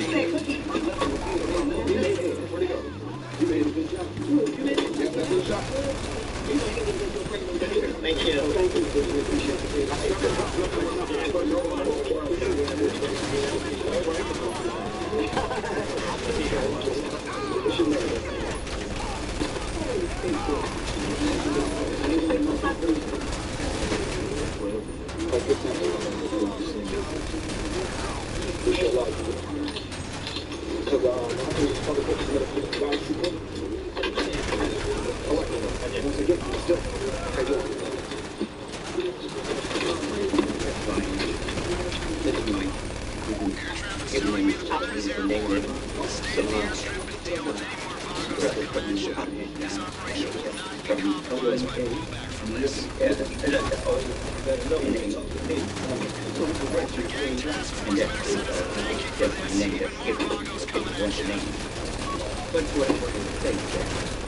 And all that you had said recover. And we'll find that out next time. I would say that you would say, well, something like how you did that next. As an example, this may be way off what you say, but in a fine manner, something that everybody knows. This is, I know this is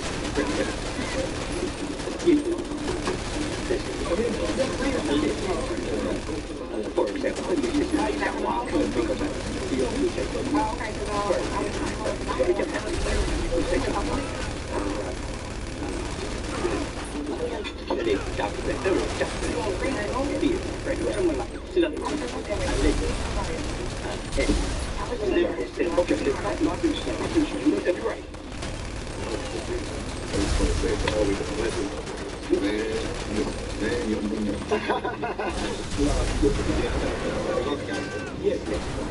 Peace and love, everybody. What's up? This is Nene, representing Philadelphia. Professor Grimm, y'all need to get in tune with his lectures. He's doing it to uplift people, and people, we need to wake up. Because there's some things that we have no idea about, but we need to grasp the ideas that we need to stick together and unify because things are going down. So I just want to pick up Professor Grimm for traveling these roads, the highways and the byways, and come through to Philadelphia, show us some love. Shout out to Black and Noble, the best bookstore in Philadelphia. Love y'all. Peace. You said a lot of positive things and stuff like that. Being a Muslim like myself and him, I think we have a lot of ideas that we need to put out to other people. One of the things that really shook me up with, and that he said he's seen and it shook him up, was the gay is the new black. When God had mercy on his souls. Thank you. Hey guys, I just want to say thank you for Black and Nobel. This was very inspiring and empowering. I didn't know what to expect. It just made me realize that I'm definitely on the right track as an educator. And Professor Griff's book, guys, you definitely have to get that. It just opened up my eyes. Some of the things I didn't know, however, it just enlightened me, so I definitely had a great time, and my consciousness has been rich. Thank you. My name is Elijah. I'm here at the lecture, Black and Noble Bookstore with Professor Griff. First of all, I got to say that it's an honor to be here at Black and Noble Bookstore. I grew up right here on Erie Avenue, and at that time of my life, there was no Black and Noble Bookstore. All we had was the streets, you know what I'm saying? But at the same time, there was a lot of stuff going on in the neighborhood, like Temple's Past that program, a lot of great elders around us. But it's good to see that this particular location is here right now, giving out this information. Professor Griff is here. I was honored to produce chapter 15 of the book Analytics, Professor Griff's book. So this time of my life is just, you know, a magnificent time. A lot of things that I never thought, well, let me rearrange that. A lot of things that a lot of outer sources were attempting to convince me to think wouldn't take place actually are taking, you know, those things aren't taking place right now at this time of my life. So I'm very grateful, very appreciative. I'm very humble to the experience. Working to prepare to be a leader, you know, such as Professor Griff and a mentor to many other people worldwide. So that's pretty much it. Signing out. One love. See you.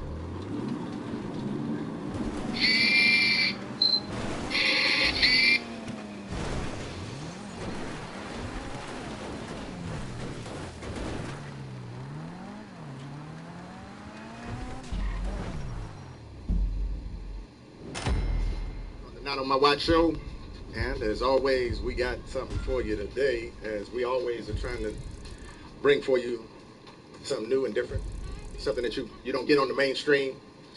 And today we're blessed to have in the studio with us, you know, a soldier, top soldier, you know, somebody who's been out front for a long time, back when out front wasn't as popular. And got you in trouble, probably similar to today, because, you know, stuff don't change like that. You know, it changes colors sometimes, or it might change day, or it might change, you know. But we realize that when we look up today, we realize that things haven't changed much. So without further ado, I'd like to bring and welcome to our eLife Media audience none other than Professor Griff. Greetings, brother. You good? Yes, sir, brother. Right. I'm great. How about you? I'm all right. It's a pleasure to be here, man. Griff, you back on front, you know, you back out front. You know, they got you on the news now, you know, you're making prime time. Talk to me, brother. What's up? I don't know, not by my choice, good brother. I unplugged from the Matrix that evening when all this stuff was going down after watching these our two brothers get shot down like that. And this wasn't a movie that we was watching. This was like real live. You understand what I'm saying? And I think I'm unplugging from the Matrix. But on the real news, all they're doing is showing you exactly how they're about to live and do their martial law. And then when I got the word what was going down in Dallas, I'll say again to you, you know, I got some text messages. I sent out all the love and vibrations that I have in my body. Not a good look. Right. Knowing who the Creator is, so and the everybody. picture that was circulated with it's me that and love, an alleged it's that Dallas spark, it's that shooter touch, was a shock to not only myself, my family, my friends, and my comrades. And there was something that definitely needed to be done. To do what's right. There's definitely something needed to be done about that. So it's just you and your social media let people know my position. Literally, you understand what I'm saying? Right. And as I was doing that, at the same time, I was maneuvering, trying to duck them alphabet boys. Yeah, absolutely. Yeah. And I know it can be tough. I remember when in Washington D.C. we had the sniper, you know, scenario, and likewise we don't know who was shooting who and all that stuff, but they pinned it on the brother, and believe it or not, in his car was my business card. Oh wow. So the 2-3 black, you know, LTDs pull up, or whatever that is, Crown Victorias pull up in front of the restaurant, and I'm like, oh, okay, we got a dignitary coming. Let's clean up. Let's get straight, you know. They roll up out of there flashing badges, talking about they need to see this guy. You know, they got my name on a piece of paper, and so I'm like, yeah, I'm here. What's up? And is there room that we can go into and talk privately? He said, nah, you know, I think we just want to stand out front. But anyway, we had this conversation, and they were drilling and looking for any and every single opportunity to find a way to get me in that car to take me back to headquarters. I said, no, man, y'all got the wrong guy. I said, I got thousands of business cards. I give them to thousands of people over the course of a month. Right. And you're going to tell me that one business card is going to tie me? Well, we just need to check it all out. And da-da-da-da-da. You know, they was pulling up everything. I got my driver's license. They got everything. Yeah. But so I know how that can be. And, you know, it's like they come to you already with you being guilty. So their whole conversation with me was like, oh, I did it. I'm like, come on, man. Well, mine didn't take place that way, but kind of something similar. I got the word. My daughter had sent me the image. A few other people contacted me after that, and I had the brother that I was going to take me right to my car so I could make it home. Yep. You understand what I'm saying? Yep. So I could prepare my spirit for having to deal with these people. Yep. Brother, by the time I got home, I think it was like 15, 20 minutes away. By the time I got home, they was already in front of the house. Yep. Absolutely. You understand what I'm saying? So at that time, I had to maneuver real quick. Yep. So I'm driving with the left hand and right hand. I'm tweeting, texting, pulling some soldiers together. You understand what I'm saying? to kind of figure out my next set of moves. Of course, we got to play chess with these people. Absolutely. You understand what I'm saying? We got to stay three steps ahead of them. And you got to stay with your people, because once they get you, then the story can be whatever they choose to call it. You know, well, Right. Griff admits to now, you know, being involved in this. Well, wait a minute, we know Griff ain't do that, but now everybody in America thinks that. You know, Right. And ain't nobody hearing your voice. They just seeing the typescript at the bottom of the screen, Exactly. the image. You know, and it's like, boom. So this is what's up. Right. So what do you want to say to your audience? What is it that you want to communicate so that, you know, we clear on what happened, what went down, and what didn't go down? Well, let's just let the people know from basically across the board. The two brothers were shot, and then the rally took place unexpectedly. Just kind of Black Lives Matter organizers threw something together, and they made the protest happen in Dallas. As the protest was going down, some officers got shot and wounded, and I think 5 was killed. From that scenario, with them blaming it on 2 Caucasian gentlemen, and then the narrative changed. They blamed it on the brother, who they already confiscated his guns and figured out his guns were not fired, so they let that brother go. Right. And then they came up with the lone gunman scenario. Sure. And that is the brother that they blew up with the robot with the C4 on the end of it. And that is the brother's picture, along with my picture, that they broadcast throughout the world. And that's that scenario in a nutshell. So now, subconsciously speaking, Griff must have trained him. Right. Now this gentleman who's been in Afghanistan, trained by the United States military, but I must have trained him. Right. He must have got radicalized with Afrocentricity, and Professor Griff trained him to become a sniper, to kill police officers. Stop that. Right. I tweeted out, I don't train snipers to kill police officers. I don't advocate killing cops. You can comb through my lyrics, my songs, my poems, my things I put up on YouTube, all of my lectures, Public Enemy songs, my books, anything I have out there. I don't advocate that kind of stuff. Right. And I'm sure they have already. You already know that. Absolutely. But if they can take down 2, why not? You know, they try to take down as many as they can. If they can take down, just no different than in the days when they would take down the strong enslaved African. Exactly. They would break him. If they break him, then everybody's broke. Because everybody's like, I ain't touching that. Right. So the question now becomes, why use Professor Griff's picture along with the alleged shooter and sniper in the D.C. shooting? The Dallas shooting. Why use Professor Griff's picture? Right. Because Professor Griff can still tell a story. The guy that's dead is dead. He can't talk no more. So you become an active piece of this conversation that they can now engage and bring other stuff on and expose all that you've been involved with, only so that they can make it more newsworthy. Because the dead guy, ain't much you're going to get out of him, right? But let me tell you how they stretched it now. Come on. So as he was dying, he wrote in blood on the wall, RB. This is good, man. These people are something else. This is really good. So as he's dying, he's writing RB. Right. And I guess to them, this is supposed to have been RBG. Red, black, and green, or revolutionary but gangster. Surprisingly enough, in the picture, I wore a military jacket with Africa on my shoulder in red, black, and green. Right. So now they're tying it all together. So they go back to Chuck D's lyrics. Griff, get the green, black, and red in. Countdown for Armageddon. They're tying all this together now. Then they go back to Dead Prez lyrics, hip-hop, and tying it in with the revolutionary but gangster. Right. And they're tying hip-hop into it. And then, since his name was Micah Xavier Johnson, he dropped off the Johnson and just used the first initial of his middle name, which is X. So now he's a Muslim from the Nation of Islam. There you go. So now it's Micah X. They're spinning this story, man. Gotcha. They're creating this narrative around this picture, and it's mind-numbing the way they operate, man. Absolutely. These people are something else, for real. Yeah. They need to be hired to write some stuff in Hollywood, man. Yeah. The way they weave this stuff together, man. Right. But what's even more interesting is the number of us that embrace it and believe it's true. And that's why they can get away with it, because so many people are believing that it's true and going with it. Right. Don't believe the hype. Right. We already said that. You know what I'm saying? Just don't believe the hype. And the sad part about it, good doctor, we had the show the tour that we started. It's supposed to have already started on the 16th in Dallas, Texas, with Ice-T. And you know Ice-T is associated with the band Body Count, and Body Count made the song Cop Killer. So they canceled the shows at the behest of the Secret Service and all the rest of the Alphabet Boys, FBI, and a few other Alphabet Boys. Yeah, that's what's up. Well, how are you at this point? I'm surviving. The people in Wilson, North Carolina took care of me. The people in Tulsa, Oklahoma took care of me. The people in Brooklyn, New York took care of me. And the last stop on that leg of that run I was on is here in D.C., Capitol Heights, the DMV area. And the brothers and sisters came out to the press conference, and the brothers and sisters surrounded me and took care of me. It was an interesting brother that stood up with me in Brooklyn, Michael Graves. I got to shout out that brother, and Pam Africa. But Michael Graves stood strong as the representative of the 100 black police officers to let them know that this was the wrong brother y'all messing with, for real. Yep, that's what's up. And the things that you're involved in, you're on a tour. Tell us about your tour. What are you doing with this? Well, the tour was supposed to start with the Art of Rap tour with Public Enemy, Mobb Deep, Naughty by Nature, MC Light, and a few other old school artists. The tour didn't even kick off yet.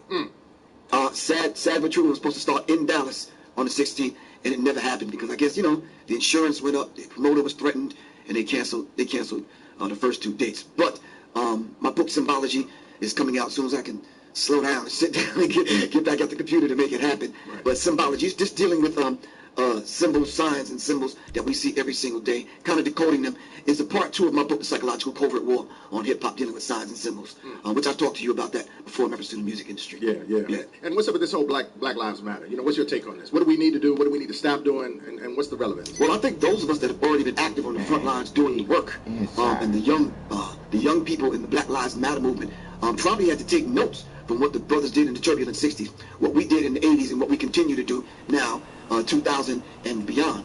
But the strange thing about that is the Black Lives Matter movement is financed by George Soros, and he's one of them other kind of characters that financed Barack Obama. We need to be awake and aware of what that means as far as what's going on behind the scenes. I'm talking about the hidden hand now, right?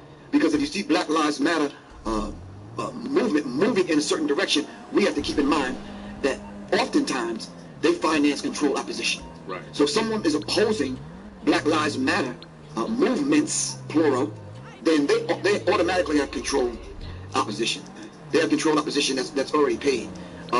When I say paid, I'm talking about placards are paid for, a route is paid for, the occasional selfie with the president is paid for. They got the high-level clearance and these kind of things. They're going to get prominent front page press. They're going to be on CNN, and we're not going to get that as real revolutionaries. So the whole thing has been choreographed. Exactly. And they know what the script is, so they know what to say when they get on television, and they don't violate the script, or otherwise the show gets canceled, or they bring somebody else in to do what they exactly. But now you hear what you just said. If that is the case with the shootings in Dallas, and it was scripted, right? How did the brother know to fall into the script? Right. To be at that place at that particular time, something is really, really, truly up with that. And I'm gonna be honest with you, bro. To be able at night with a high-powered rifle to be able to pick off just police officers, you gotta be good. That's right. Really good. Just like the Pulse nightclub in Orlando, Florida. At night in a club, lights, dark, you shooting 50 people? Come on, man. Right. That's hard for me to wrap my brain around. Right. Me and Dick Gregory talked about that, and that's difficult, man. Yeah. That's difficult to do. Even for the most well-trained. While you're on the move, in the club, in and out of bathrooms, in and out of different parts of the club, you murking 50 people, laying 50 people down? Come on, that's difficult to do. The people inside said the people didn't start dying until SWAT showed up. So did they check the bodies to determine which bullet was in? The ballistics and the forensics could have told us that. Yeah. But that didn't get reported on yet. They didn't reveal that. No, they're not going to get that report. Yeah, they don't. Even if we request it, they're not giving that one. They're pulling bullets out of bodies. You can match it up with gun. That's right. That's easy to do. But they're not going to give us that data. No. Because if they give us that data, then we'll realize that they was the one that killed, 45 of the 50 that was killed, and this guy, if this guy existed in the first place, right? You know, he took out 5 of them. Right. But that's how we have to start looking at the news. And Griff, that's why we established eLife Media. The eLife Media is a content control point where we know that the content of this information has been qualified and validated. So when it gets out there on the wire, we don't have to wonder and question and scratch our head. No different than the work that we've been doing in the food industry and the work that you've been doing in the music and the entertainment and the information industry, that we have to now go to sources that are qualified, bona fide, and we know, we trust. And if we continue to trust that which is not trustworthy and that which continues to lie to us, we're going to continue to get bad results. And we got to change that program. That whole dynamic have to change. And I think this is a reference point and a central point in which we can change it. The whole idea of being able to talk to the people directly without the middleman. You see, now if we broke for a commercial, for a cigarette commercial or a beer commercial or a condom commercial or to announce some sports or something, then it's like, okay, come on, you understand what I'm saying? Right. He who pays the piper normally calls the tune. That's what's up. And if this is about life, living in fear of extinction, then we have to, you understand what I'm saying? We have to be able to counteract some of the news that we get from the newswire services. And this is what I dropped on the audience the other day at the press conference. The news comes from 2 different sources. Reuters and the Associated Press. And correct me if I'm wrong, I think Reuters owns the Associated Press. Right. So it's really coming from one individual, one source. And we have to understand that. When they start spinning that story, regardless if it's an Asian, black, white, whoever is in front of that microphone, in front of that camera, they all sound the same. They all have the same story. Yeah, absolutely. All have the same story. And they all got the same sponsorship, so the commercials are the same. So, you know, everybody's on board and everybody's writing the script and making sure that everybody's staying within the boundaries of what it is that needs to be told to support their end goal. Right, and it's global. Yep. And it is not so you can call your country cousin with a Jamaican accent down in the island somewhere and they get the same story. Hello, you can call your African nephew. You understand what I'm saying? The one with the ashy ankles. He'll tell you the same stories, the same news, simply because it's a script that's being written. So that narrative that was written around that picture of me and Michael Xavier Johnson was basically false. I was at a lecture in Dallas, and I took a picture with probably about 100 people that day. I think Professor Smalls took the picture. So it was one of those innocent kind of things. I'm at the lecture. The brother wanted to take a picture. I gave him all important that, gave him a hug. We took the picture. That was that. He said he liked Public Enemy's music. That was the end of it. Next time I seen the picture, it was on CNN and some of these other programs with these alphabet boys, man. You understand what I'm saying? You know, and now I know the gun. Now we cool, we homeboys. Right. And I'm like, come on. You broke bread with them, you trained them, you know, right.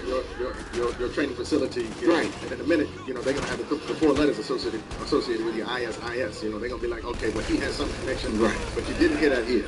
So please don't think that that's what we're reporting on, but you know that that's what they're going to do. They're going to come at it like that, so they can build it up as much as they can, because at the end of the day, not only do they want to dispel the truth and disseminate their falsehood, but on top of that, they want to get people to want to buy time on their network. And what better juicy story than to come up with something that can tie somebody in, and before you know it, you and I on the, you know, we just took a picture, so I'll be down there. I was part of the training camp. Yeah, I'm wearing black today, you know, and I happen to, you know, have a restaurant where we serve food, and the food is somehow involved in the indoctrination and the implication that people that run the United States government are bad, and that we are trying to overturn the government with providing good, healthy food for the people. But if that's the case, then so be it. You know, that's what's up. If you think that I'm doing food to overturn the wicked, yeah, okay, I'll take that. Well, you know, they're weaponizing food like they're weaponizing music. Absolutely. And that's a very, very real dynamic. And we have to face the fact that Fela Kuti told us music is a weapon, and they're going to use the vibratory frequencies and the negative frequencies inside of the music to control them, to manipulate how young black men and women conduct themselves, whether they're in the club, out on the streets, whether they get the word from Black Lives Matter, whomever. By the time they take to the streets, they're controlled. Yeah. You understand what I'm saying? And Lord knows the food that they're eating, the drugs that they're still taking, the bad thoughts coming through the media, especially small screen and the big screen. Yeah. They got they're walking around with high definition cameras and computers via their cell phone in their pocket. The low level frequencies that's bombarding them, their brain and their energy centers every single day. And let me tell you something. Young people are fixated. Everywhere I go, they're looking down, swiping on their phones. That's right. And a lot of times it's caused cognitive dissonance. Yes. And let me tell you something.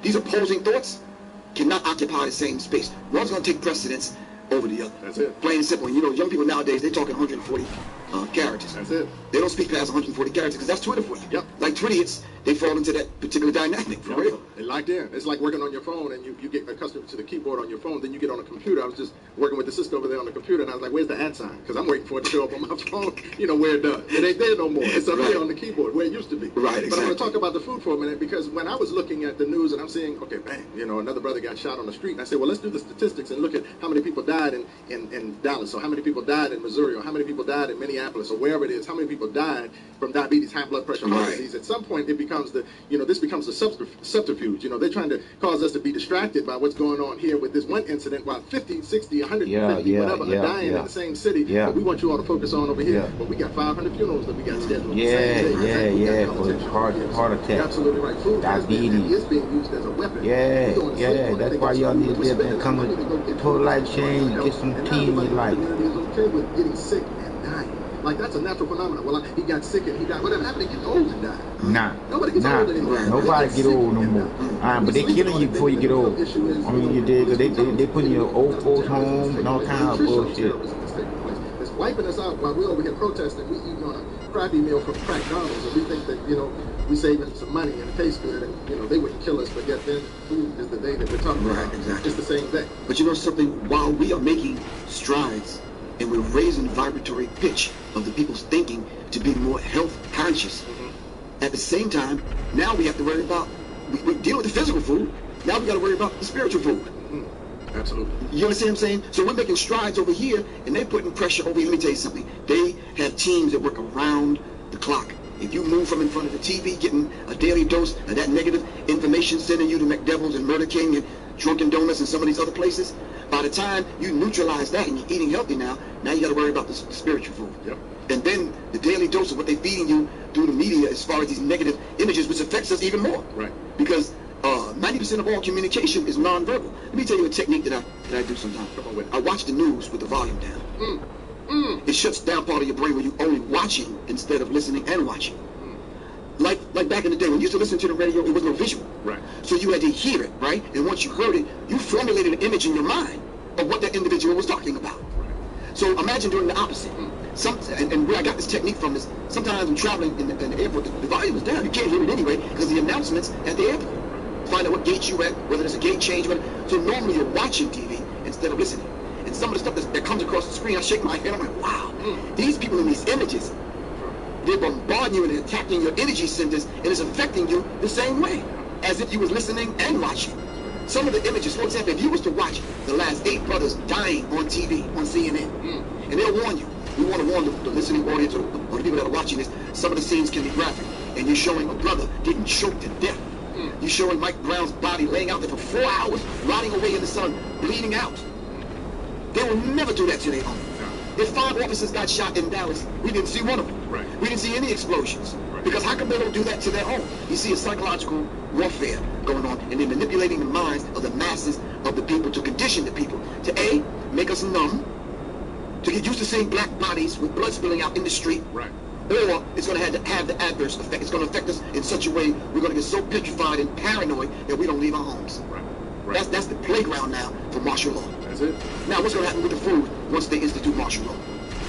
They control the food, and now they're telling us that there's going to be more control over the food. It's going to say more legislation going into effect, but we need to control this because we don't know where our next threat is coming. Meanwhile, you the threat, cousin. You know, you the threat. You the reason why everybody's suffering like this. Right. Again, they're using it to distract us. So we're distracted. We just, oh, they wouldn't do this to, you know, that's why I'm always challenged. You know, I tell people the next time you go, and I got a couple of different names, Griffin.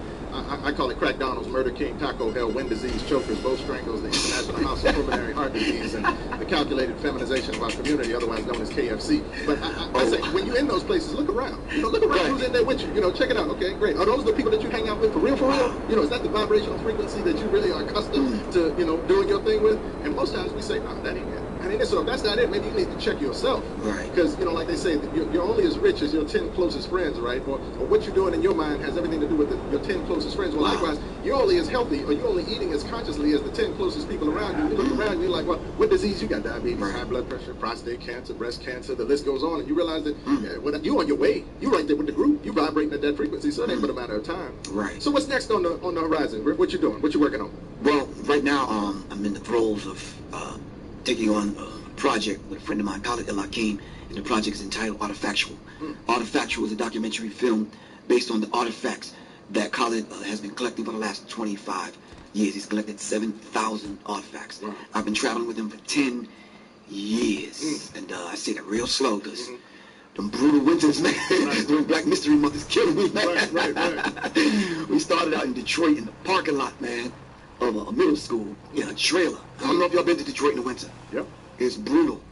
So for the last 10 years, I've been rolling with this brother, educating students about the importance of collecting these artifacts and basically telling our story. Our story needs to be told to us by us. Yes. And we tell them via the artifacts. So can you imagine coming and you're seeing 200 or 300 artifacts in a lunchroom on 15 tables, and you're walking down and you're seeing everything from slavery to hip-hop? We're seeing a Klansman's hood. You're seeing shackles that actually went around our people's throats and feet and wrists, our ankles and wrists.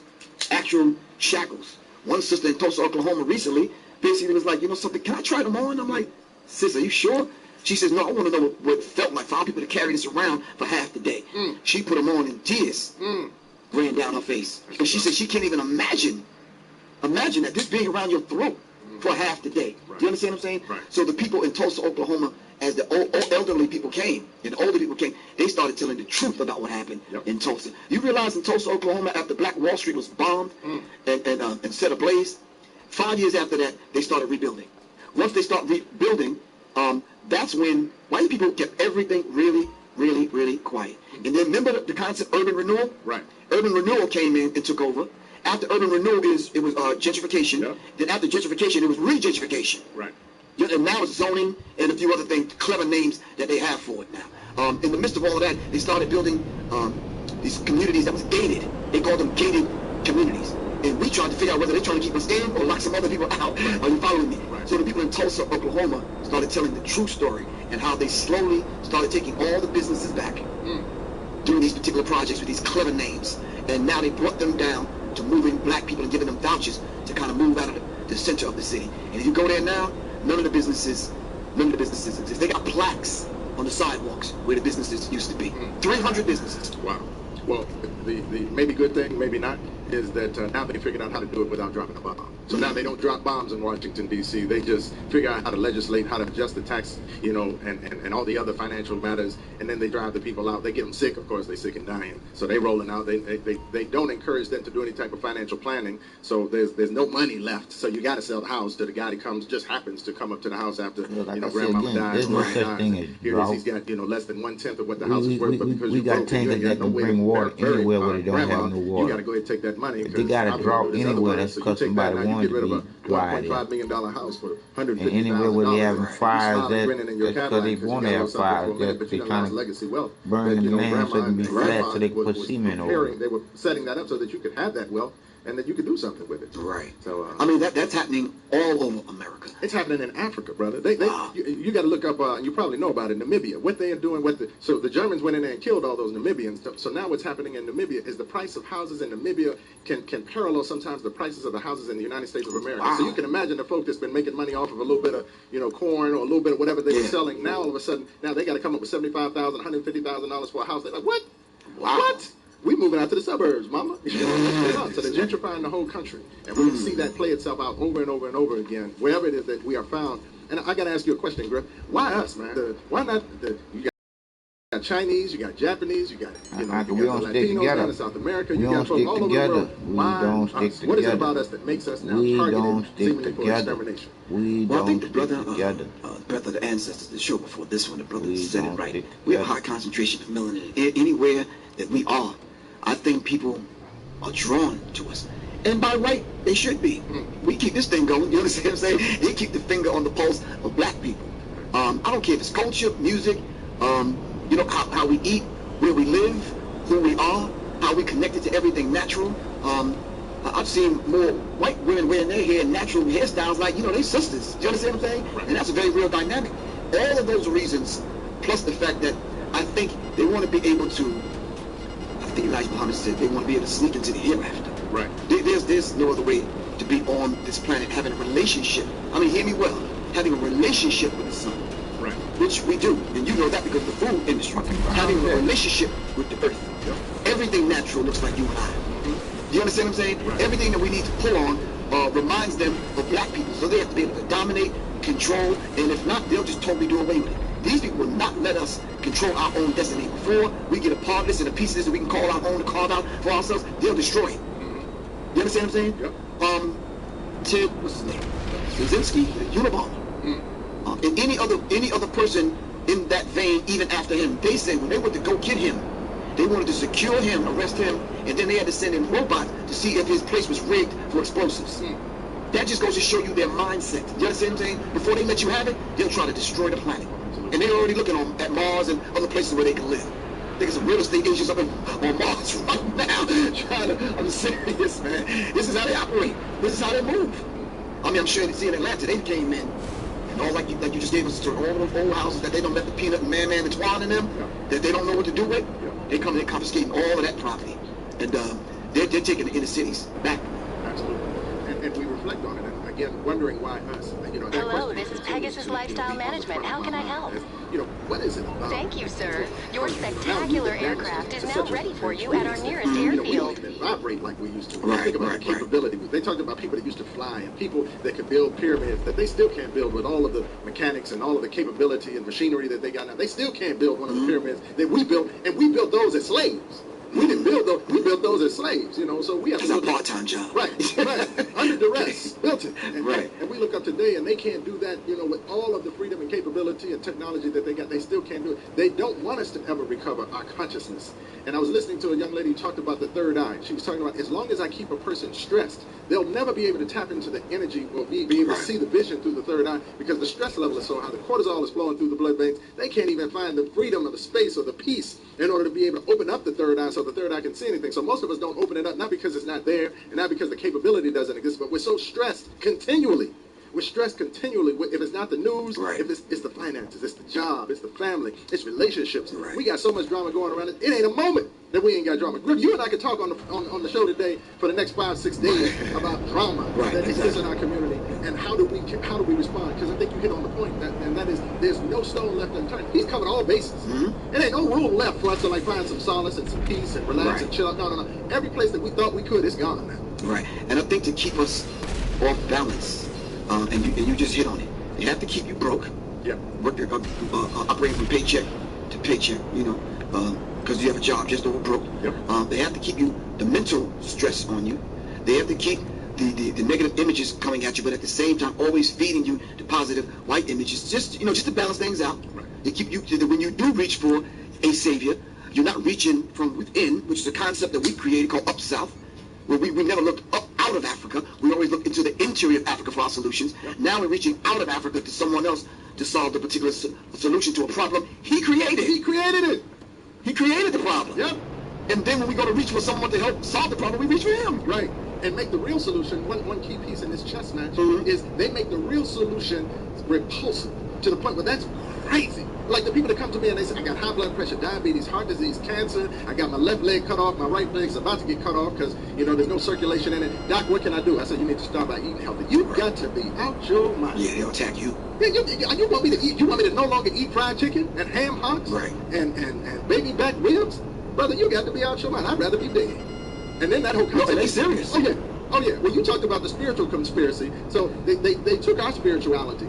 They packaged it up, put a virus in it, gave it back to us, and now we wonder why spirituality got us spiritually impotent, or religion has us spiritually impotent. That's because they took it away from us, repackaged it, gave it to us as though it was the original, but it wasn't. It's infected with the virus, and we all sick, can't get tapped into the spiritual source. But again, echoing your words, why would the source of your problem give you the channel through which you can get up out of the problem? He ain't gonna do that. Right. And I think it starts early on. That education should be taught in the home. Right. And once it's taught in the home, by the time the child leaves the home to venture out, all right, they'll take that with them and stay on the path. But Amos Wilson said they've made us react to the whole concept of black and how we resonate with it. And everything black has to be negative. Anytime you hear it, you touch it, you experience with it, other black people, other black things, the dictionary, the TV, the food. Wait a minute. How was everything that come out of the earth dark, but yet everything that we eat to keep us healthy white? Right.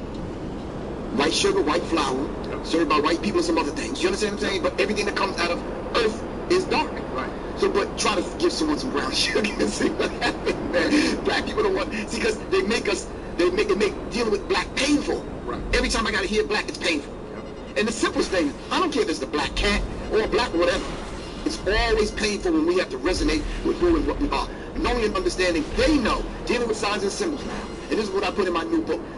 They know that everything dark is rich, it's healthier, it's more valuable. Everything coming out of the earth, but they know that. This is why everyone in authority, as Dr. Francis Chris Wilson teaches, everyone in authority wears a dark uniform, simulating the dark skin. Police officers, judges, did I say cops, but you know other people, SWAT, and all the people in authority wear dark uniforms because they understand the significance behind that. All of the gods, all of the civilizations used to be black. Eugene Adams teaches that in his book. All it is, regular iron that they made with that platinum. Asian civilizations, at the core of the Asian civilizations are black gods. How did they flip that around to the point now in America where God ends up being white and anything associated with evil, be it demons or the devil, is always dark? And then they spin it and say that the devil's really red with some pantyhose on, with little red pantyhose on and a pitchfork, chugging you all day in a lake of fire under the earth somewhere. Stop that. Right. Stop. So anything dark that we have to resonate with and deal with, it's always negative. That's right. And this stays wedged into the subconscious mind. So even with food. Yep. Someone gave me was it red velvet cake? Mm-hmm. And a lot of times even the names of the food can throw you off. When we talk about angel foods, right? You always resonate with that. No, I'm serious. That may be an old slogan. We've heard it before. But realistically, this generation should know better. But they don't. No. That they truly don't. I asked one of the brothers in the Nation of Islam, I said, brother, I'd like to get that bean pie from you, but can you make it without the white flour, the white sugar, and white milk and butter? I don't know about that, bro. I'm like, come on, man. Right. Grandma ain't gonna get mad. She probably passed on. She won't even know, bro. This is a different generation we dealing with today. Can you give me a vegan bean pie? Yeah. So to the brothers out there that's listening, this is not a commercial for E-Life Media, but I'm just saying, this is Professor Griff. Can I get like a vegan kind of bean pie? I mean, I can help you sell them or whatever y'all need to do, but come on, man. I'm concerned about my health. I want to support you, but give me a vegan bean pie, man. You understand what I'm saying? And when you're in town, you can always come here because we got the vegan bean pie. I didn't even know that, man. You do? Yes, sir. Oh, okay. You got vegan napkins and vegan toothpicks? We got vegan, we got Professor Mr. Griff here on the Not On My Watch show. I'm Dr. Baruch, and we are jamming. Griff, you know, it's not often you get into the city, and, you know, the things that you're working on, and we even talked about some things. Tell us about this project that you got, that you talked about, that you're doing right now in Atlanta, right? Yeah, as a matter of fact, it's called the Alchemical Cipher, and it's a beautiful thing. I'm excited about it. I'm branding it. I want to kind of take it out and venture on into some other areas, and this is right for the pickings right here, man. We can make the Alchemical Cipher happen here. But what the Alchemical Cipher is, in the inception of it, is if you can envision the Arsenio Hall show, we're putting celebrities and politicians and educators and authors on the couch and interviewing them for a few minutes, along with a studio audience, along with a DJ, along with some good food, along with some good people, so we can network some business people, just some other people, so we can have that conversation. Can you imagine that? And at the end of the night, we have a musical guest. But wait a minute, we don't necessarily need the music. We can have them do it a cappella.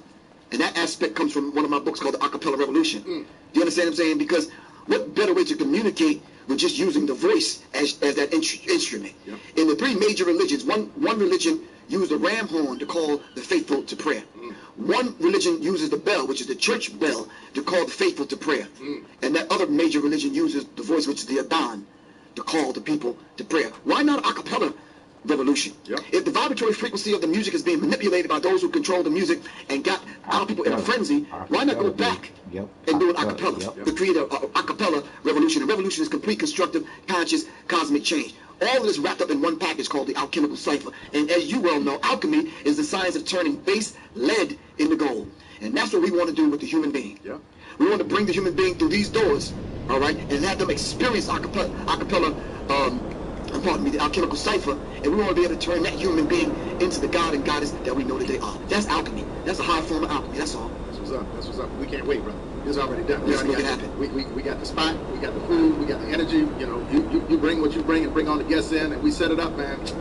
You know, but we know we're going to do. We're going to put the word out, and we're going to contact some of these musicians that still have the instruments that you don't have to plug in. Right. You can just some congas. You understand what I'm saying? Acoustic guitar, some horn, tambourine, woodblock. You understand what I'm saying? And let's create the vibe. You understand what I'm saying? It's an alchemical cipher, man. It's a cipher. Let's make it happen. That's what's up. That's what's up. So you all heard it. I heard it right here. Like, we don't make it happen. Not on my watch, which means it ain't gonna happen without us knowing it, and we know it. We heard it, so it's gonna happen. Right. You know, Griff, it's been a long time, brother. You know, we've been out here and we've been working, and you know, our enemy has been working too. You know, and he's been making progress. You know, what advice do you have for our community? What is it that we need to do now in order to move our agenda forward, so that the next generation doesn't look back and ask us, well, what did y'all do? Yeah, that's a critical question, because as you were talking a few minutes ago, I wanted to throw that question out there when you started talking about the pyramids. If we was to look at our people, could we honestly say to one another and ask the question, wait, these are the people that built the pyramids? And then what if I turn to you and say, if you say that we are, prove it. Right. Where's the proof? We can't bust a grape, Griff. We can't. We just literally have been made inept. And how do you then take that piece of clay and begin to mold it and shape it such that it can now start to take at least some semblance of the fashion and form and capability that it once had? How do we begin that process while we're still in the middle of the process of tearing us down? Are we talking about an internal solution, an external solution? You know, what's the plan, brother? I think first of all we need to know and understand there's some basic things that we have to put in place. There's absolutely nothing wrong, and this is not based on anybody's belief. This is not. Look, if you're within the sound of my voice, grab your dictionary and look up the word belief. Belief is not based on facts. Belief is a choice. Belief is a choice. So listen, let's put some actual facts in place. Why can't we take the 42 laws of Ma'at? I'll buy one. We can put it right at the door. If we can learn just to respect those, we can start putting some things in place. And I'm not going to look at you. You don't look at me. Right. You understand? Everyone check themselves. So by the time I come to the table, I'm bringing the best Griff to the table. But I don't mind being tweaked now. Put in my coat, whether I lean too much to the left or to the right, and I have to respect that. That's just my brother checking me. Do you understand what I'm saying? And we have to understand it. The second thing, we have to be able to say to ourselves and mean it as men. Man, you touch one, you touch all. Wait a minute, I don't mean that in a violent way. I'm just saying, what you do in that kitchen, and if 100 people come through these doors to eat, you're responsible for them 100 people. Right. If one person gets sick, then we're going to come to talk to you. Because you're the one in the kitchen. You touch one, you touch all. I don't care if it's in the kitchen, if it's in the streets, at the automotive place, or whatever. If you fix somebody's car, and you don't do it right, and that person ends up having an accident causing 5 deaths, you're responsible. That's how we have to look at it. So with that said, if I go to the studio in Atlanta tomorrow night, and make a song that I know 1 million people will hear, I'm responsible for the 1 million people. That's right. What's wrong with that concept? And we'll be able to trace Tay and Man Man's back to that song that gave them instructions to wild out or turn up or to do whatever, and that artist is responsible. How many of us can live under those laws, though? Those are divine laws that you ain't got to believe in. They're going to happen anyway. Listen, that sun out there is going to come up regardless. That's right. Whether it's clouds, chemtrails, or whatever's going on, that sun is going to come up. You ain't got to believe in the sun. Right. It's going to do what it's supposed to do anyway. So it is with the stomach. It's involuntary muscle. Whatever you put in it, it's going to work. You understand what I'm saying? Yep. But we got to be responsible for what we put in it. And that's real. We have to be accountable. Got to. I have to be accountable for every lyric, every vibration in the song, every word coming across the sacred airwaves. I got to be responsible. I can't. You invite me. I can't come to this microphone and say any old thing off the top of my dome. Right. I got to be responsible. Right. To self, to the God, to Creator, to you, your station, your brand, and the people that listen to you. Yep. This is very real. Yes, sir. You understand what I'm saying? And we have to take responsibility not only for the self but for one another. And don't be afraid to do that. You understand what I'm saying? Plain and simple. Last but not least, any brother or sister that I meet, I got to know and understand that I'm looking at God having a human experience called you. So the divinity in me salutes the divinity in you. With that said, you won't feed me bad food. Right. You won't sell me drugs. You won't shoot me. Do you understand what I'm saying? Right. Because we have a high level of respect for one another because we see God in the essence of the Creator. You know, everything divine in nature is in us. Yep. You understand what I'm saying? As above, so below, as within, so without. Yep. The sister was showing me some of her photography. And I'm looking at the picture that she took of the lake. That's a reflection. All right? And the reflection simply means as above, so below, as within, so without. What you're seeing on the the surface of me, reflects what's in me. Yep. You understand what I'm saying? And this is real. Sometimes before people walk through the door, we already know them. Yep. And I know you know as a doctor dealing with food, yep. when they walk in, okay, yep. They still eating meat, they still doing dairy. Yep. Yeah, you can tell. Yep. You can look inside their eyes. Yep. Some of them got red eyes, some of them got green ones, some got yellow ones, because they're unhealthy. That's right. And this is very real. But anyway, those are some of the things that we can start putting in place today. As Dr. Francis Cress also said, do some basic stuff. Pick up the trash. Don't buy something out here and then walk past the garbage and throw the garbage in the street. Do basic stuff. Respect one another. Speak to one another. Yep. Call one another by the name that they want to be called by. Yep. Be courteous to one another. Some basic things we could start doing. And last but not least, this week, what have any of us done for someone other than ourselves? Nah. Just this week alone. Right. Have we done? I'm not talking about the normal story. People said, I gave $1 to a homeless person. Fine, sure, we've heard that story. Really do something for someone. You understand what I'm saying? Yes, sir. Me and the sister went to the restaurant, man. They gave us the wrong food. We asked for a vegetarian quesadilla. They gave us a chicken quesadilla. We didn't throw it away. We drove around and looked and found a homeless person and presented the meal to them. Yep. Wanted to have the dialogue, but the brother didn't want to talk. He was just hungry. Yep. And we respect that. You understand? And respect simply means meaning to bind back to do again, to go over. Specto means to look. And all we're asking you to do in reference to respect is to look again. That's all. That's it. That's it, man. Professor Griff, right here on the Not On My Watch show. Again, this is Dr. Baruch, and we're thankful and we're honored to have you in our presence, Professor Griff. And we look forward to having you back in the city where we can, engage some of these ideas that you and I have been kicking around. This was one of them. Right. I did a little something, so we got a little platform. Right. So whenever you're in the city, we look forward to you coming through and letting us know, what the update is and what the vision is so that the people in our viewing and listening audience can get it. Again, I want to thank you for coming out. Thanks, good brother. And, safe travels on your way back down the road. And that's what's up, brother. I'll see you, in 2 weeks? In 2 weeks, man. Stay in touch with you. We're going to make it happen. That's what's up. Appreciate it, brother.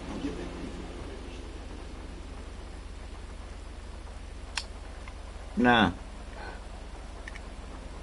We'll say that to say this. It is what it is, and it's true what it do, and it do what it's true to do. It's time for you to find out you, and the best to know who's in you.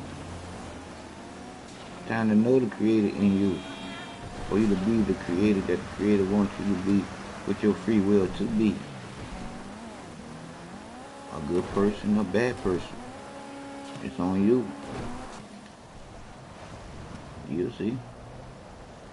There's no such thing as that bullshit, God bullshit that was taught to you. The truth is, you are responsible for you. And nobody else responsible for you once you're of age to know right from wrong. After that, there's time for you to sing your own song. Because it's yours to sing alone, unless you find your better half. That'll be the opposite sex attract. Any other way is wrong.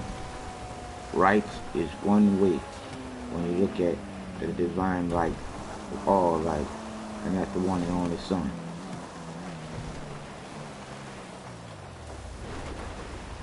The one and only Son, without a mother or a father. And we only got one. And if something happened to it, we all done. All life on earth is through. And that is the honest truth. And you know it too.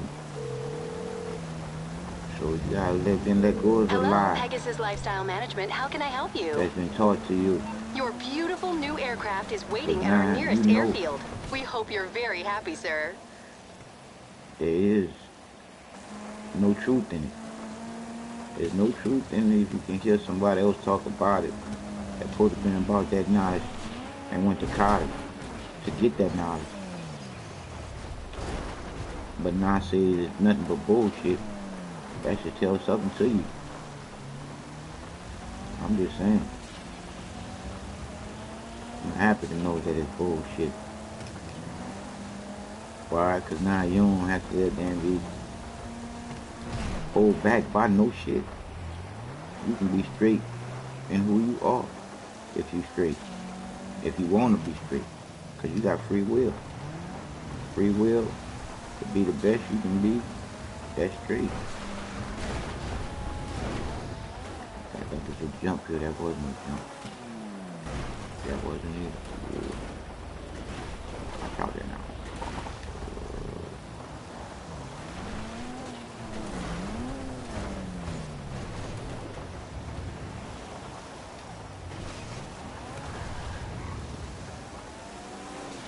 But that plane was close to me, man. Oh, plane was close.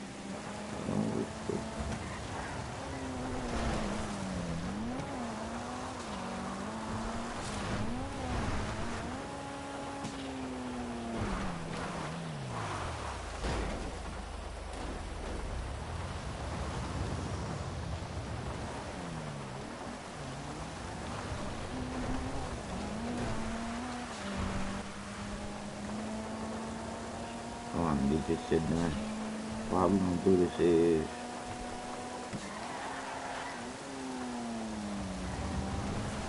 we're gonna blow the plane up.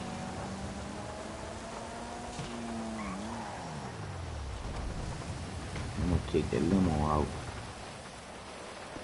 at the police station with a sticky bomb. And they won't see me.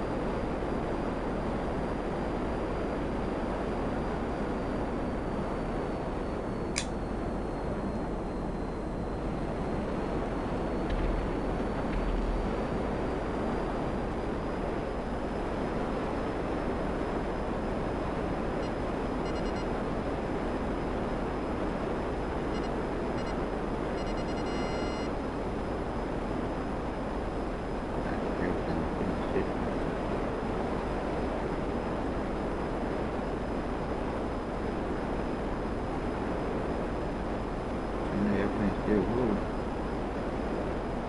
Same tall.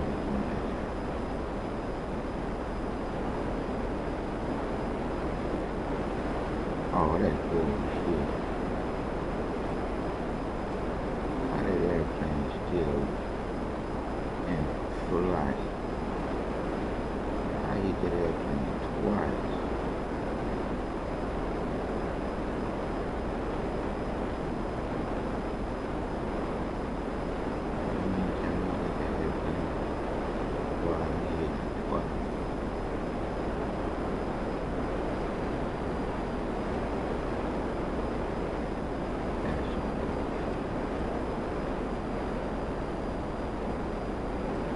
Again, that was some bullshit. Real bullshit.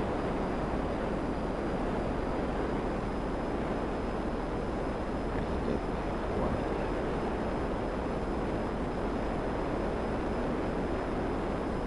I can't touch it.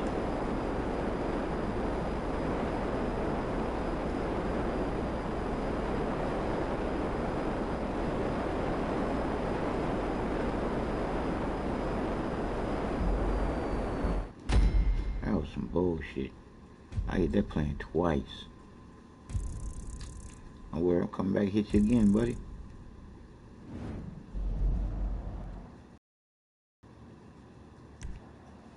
Let's go. Show you how much bullshit that was.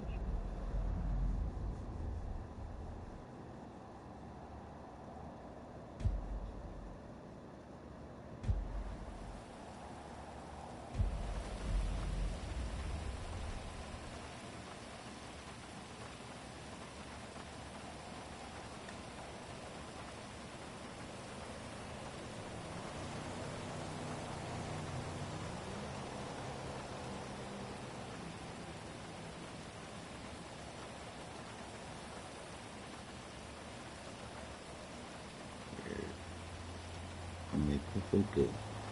Let's go. You can jump in there.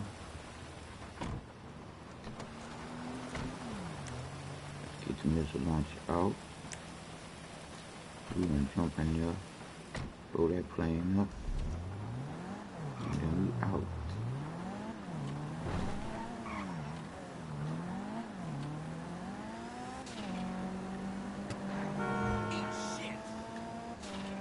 Why you want me to eat shit, bro? Dirty mother dude there.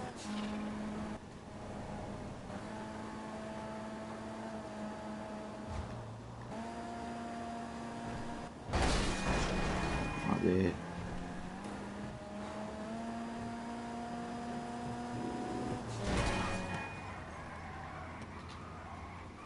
Almost wiped out because that's a feel that, but thank you. We all right.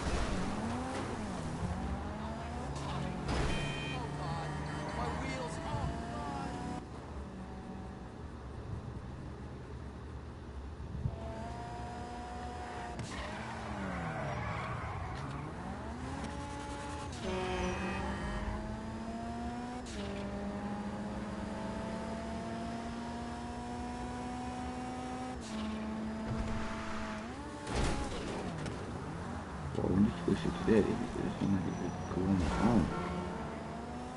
You don't want to go right. You need to look at it now. I never did that before.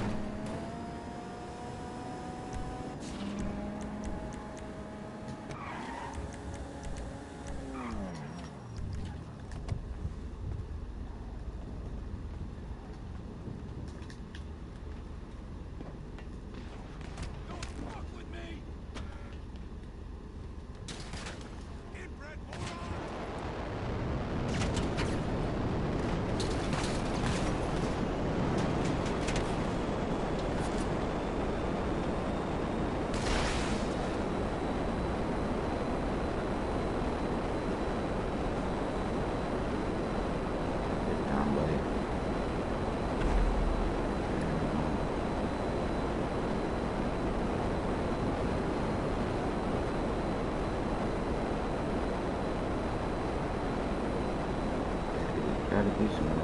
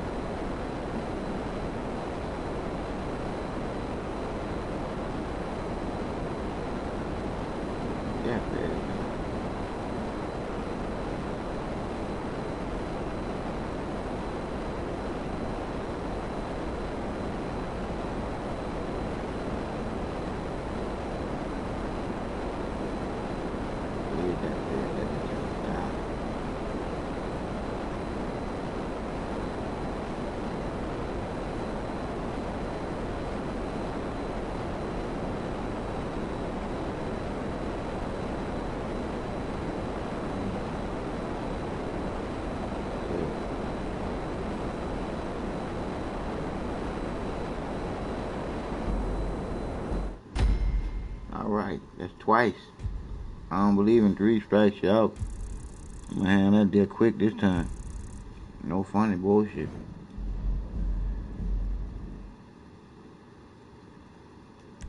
And then I'm gonna meet that plane.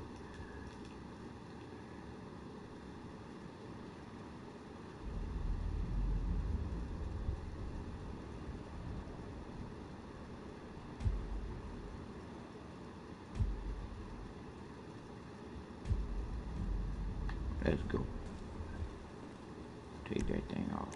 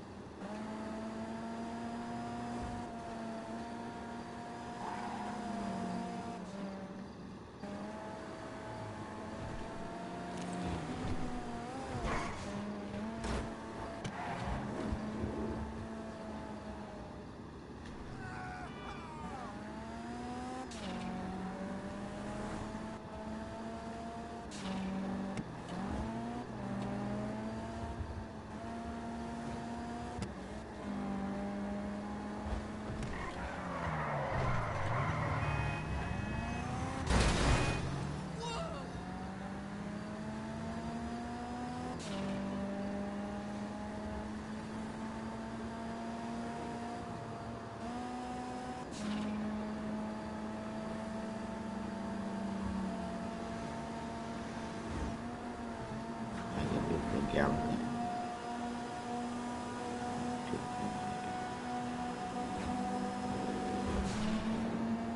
Got 4 tries because I do 4.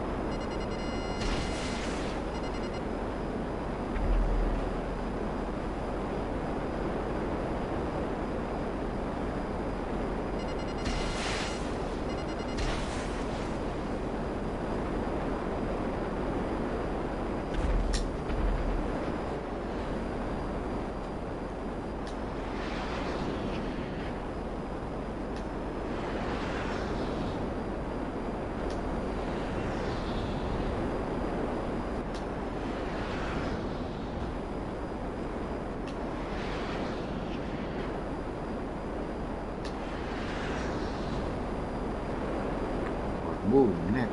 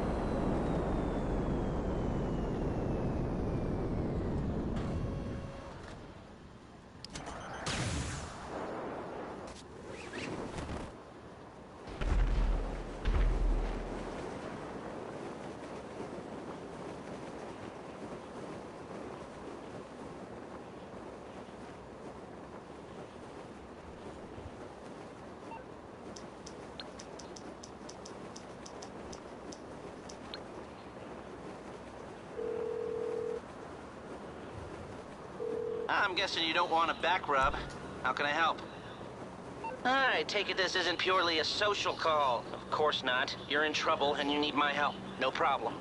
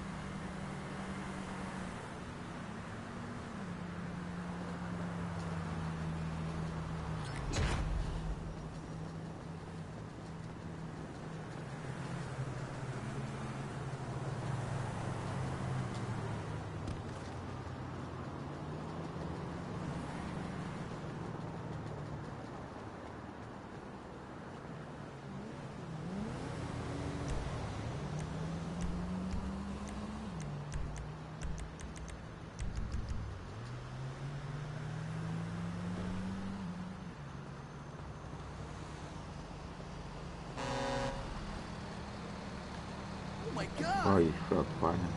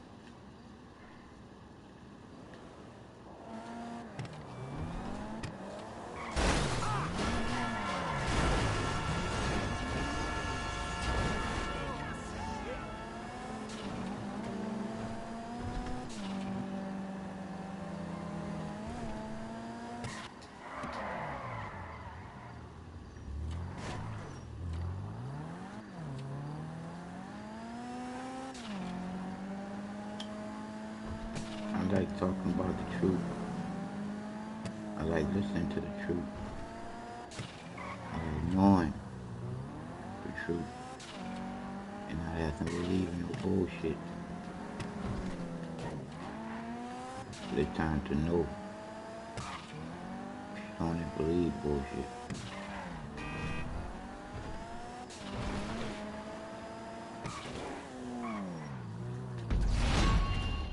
No, Patricia. No, I'm playing golf. Four. Four! You've been hysterical. It's the menopause again. That never happened. I'm afraid I cannot be spoken to like that. No, no, golf, I tell you. Estás vieja, no entiende nada.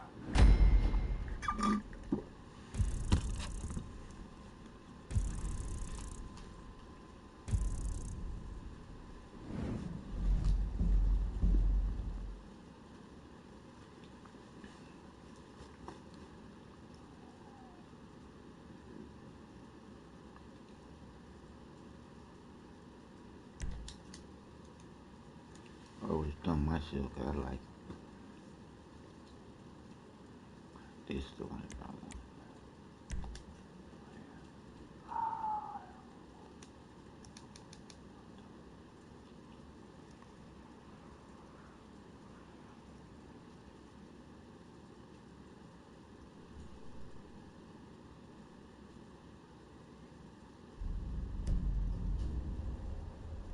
Let's go.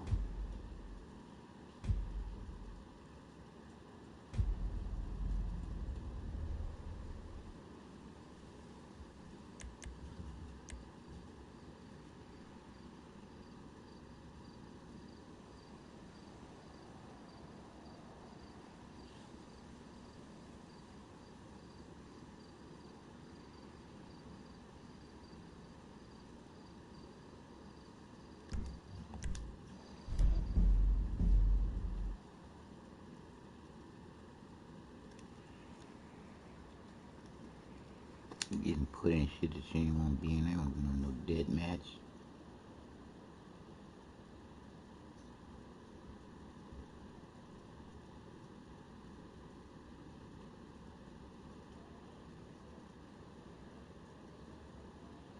Routine.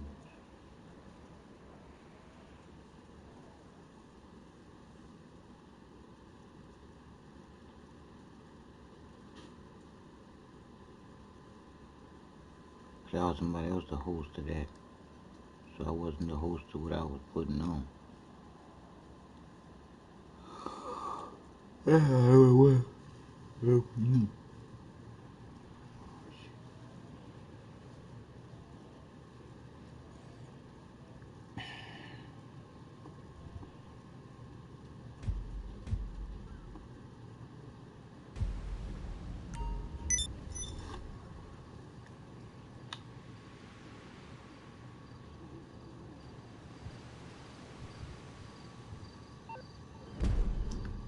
tripping. I got $9,000.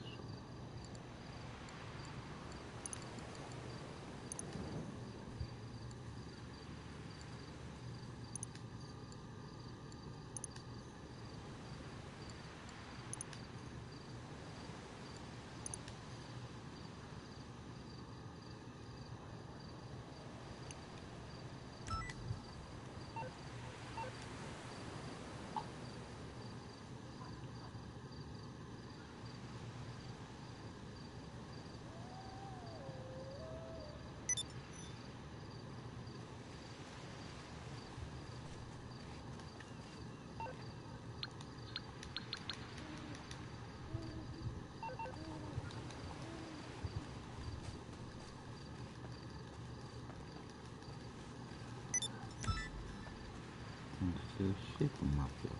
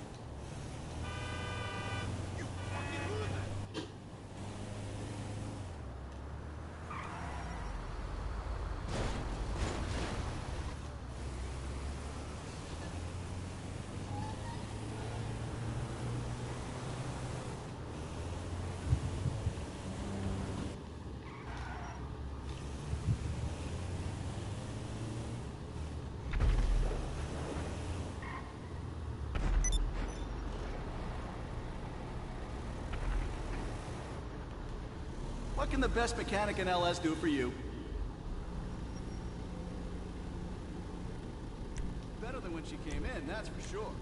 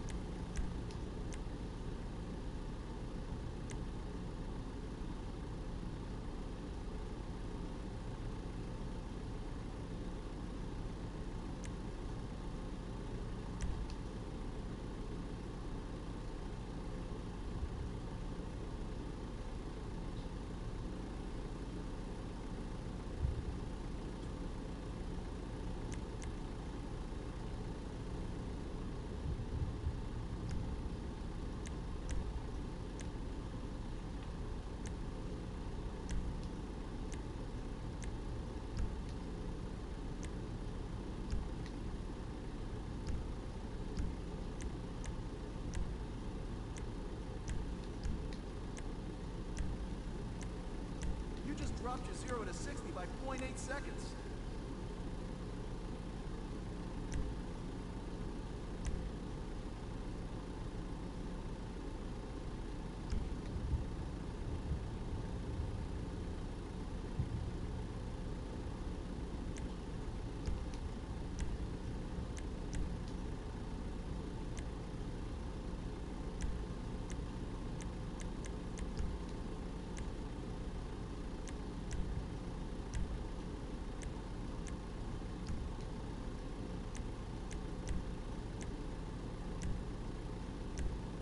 Stuff they use on armored cars, you know.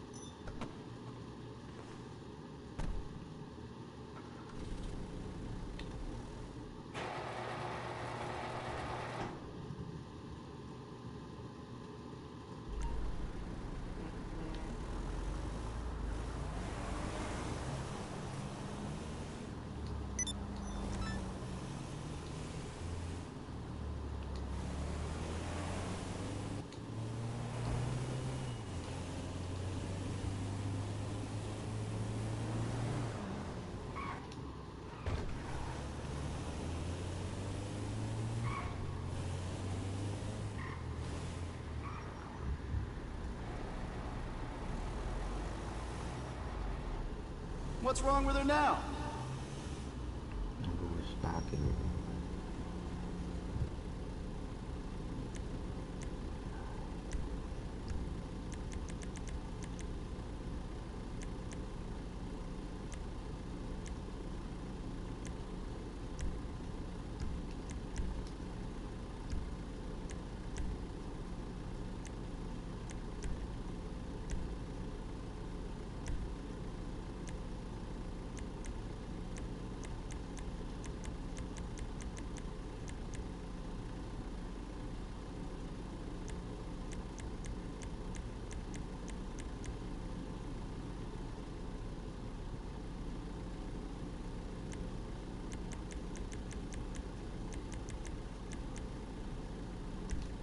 Sharp.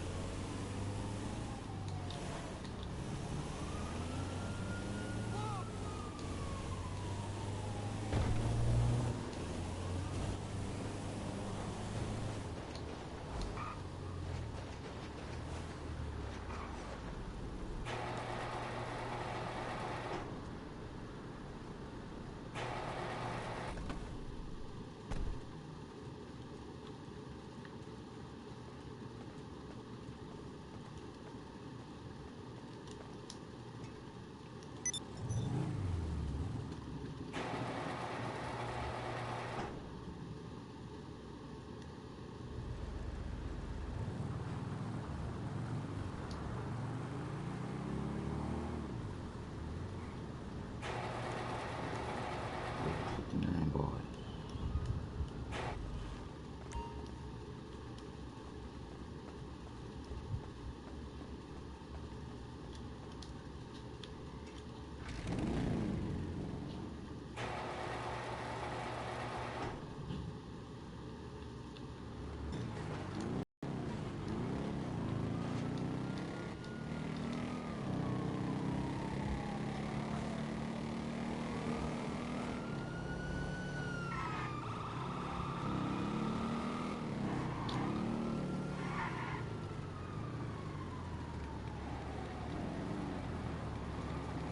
What miracle did you want me to perform? Nine.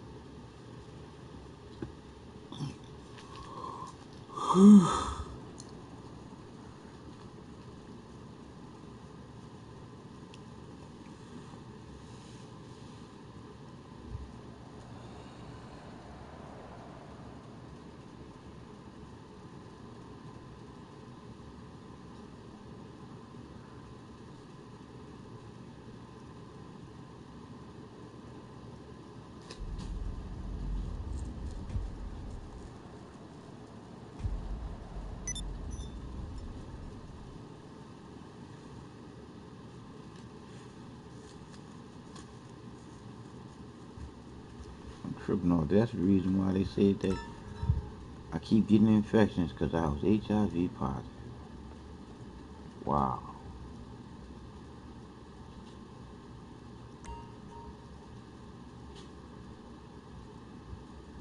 I got my all spread out like that.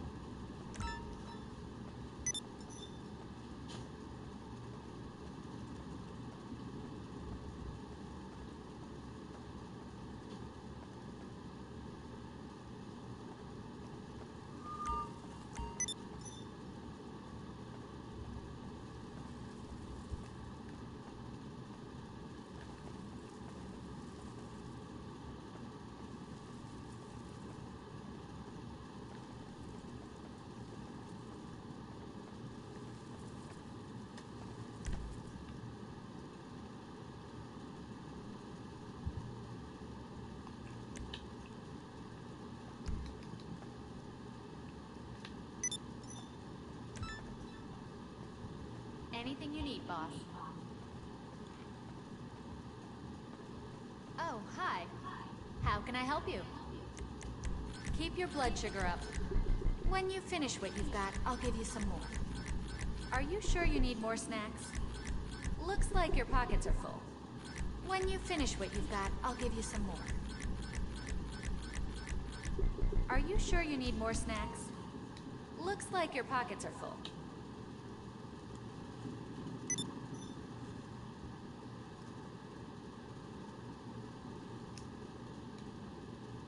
Bye.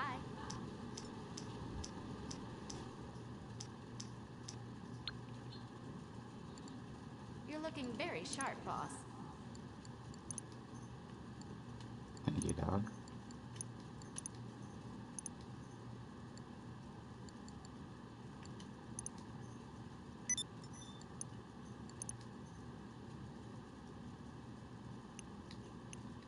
Hi there. Just give me the word and I'll make it happen.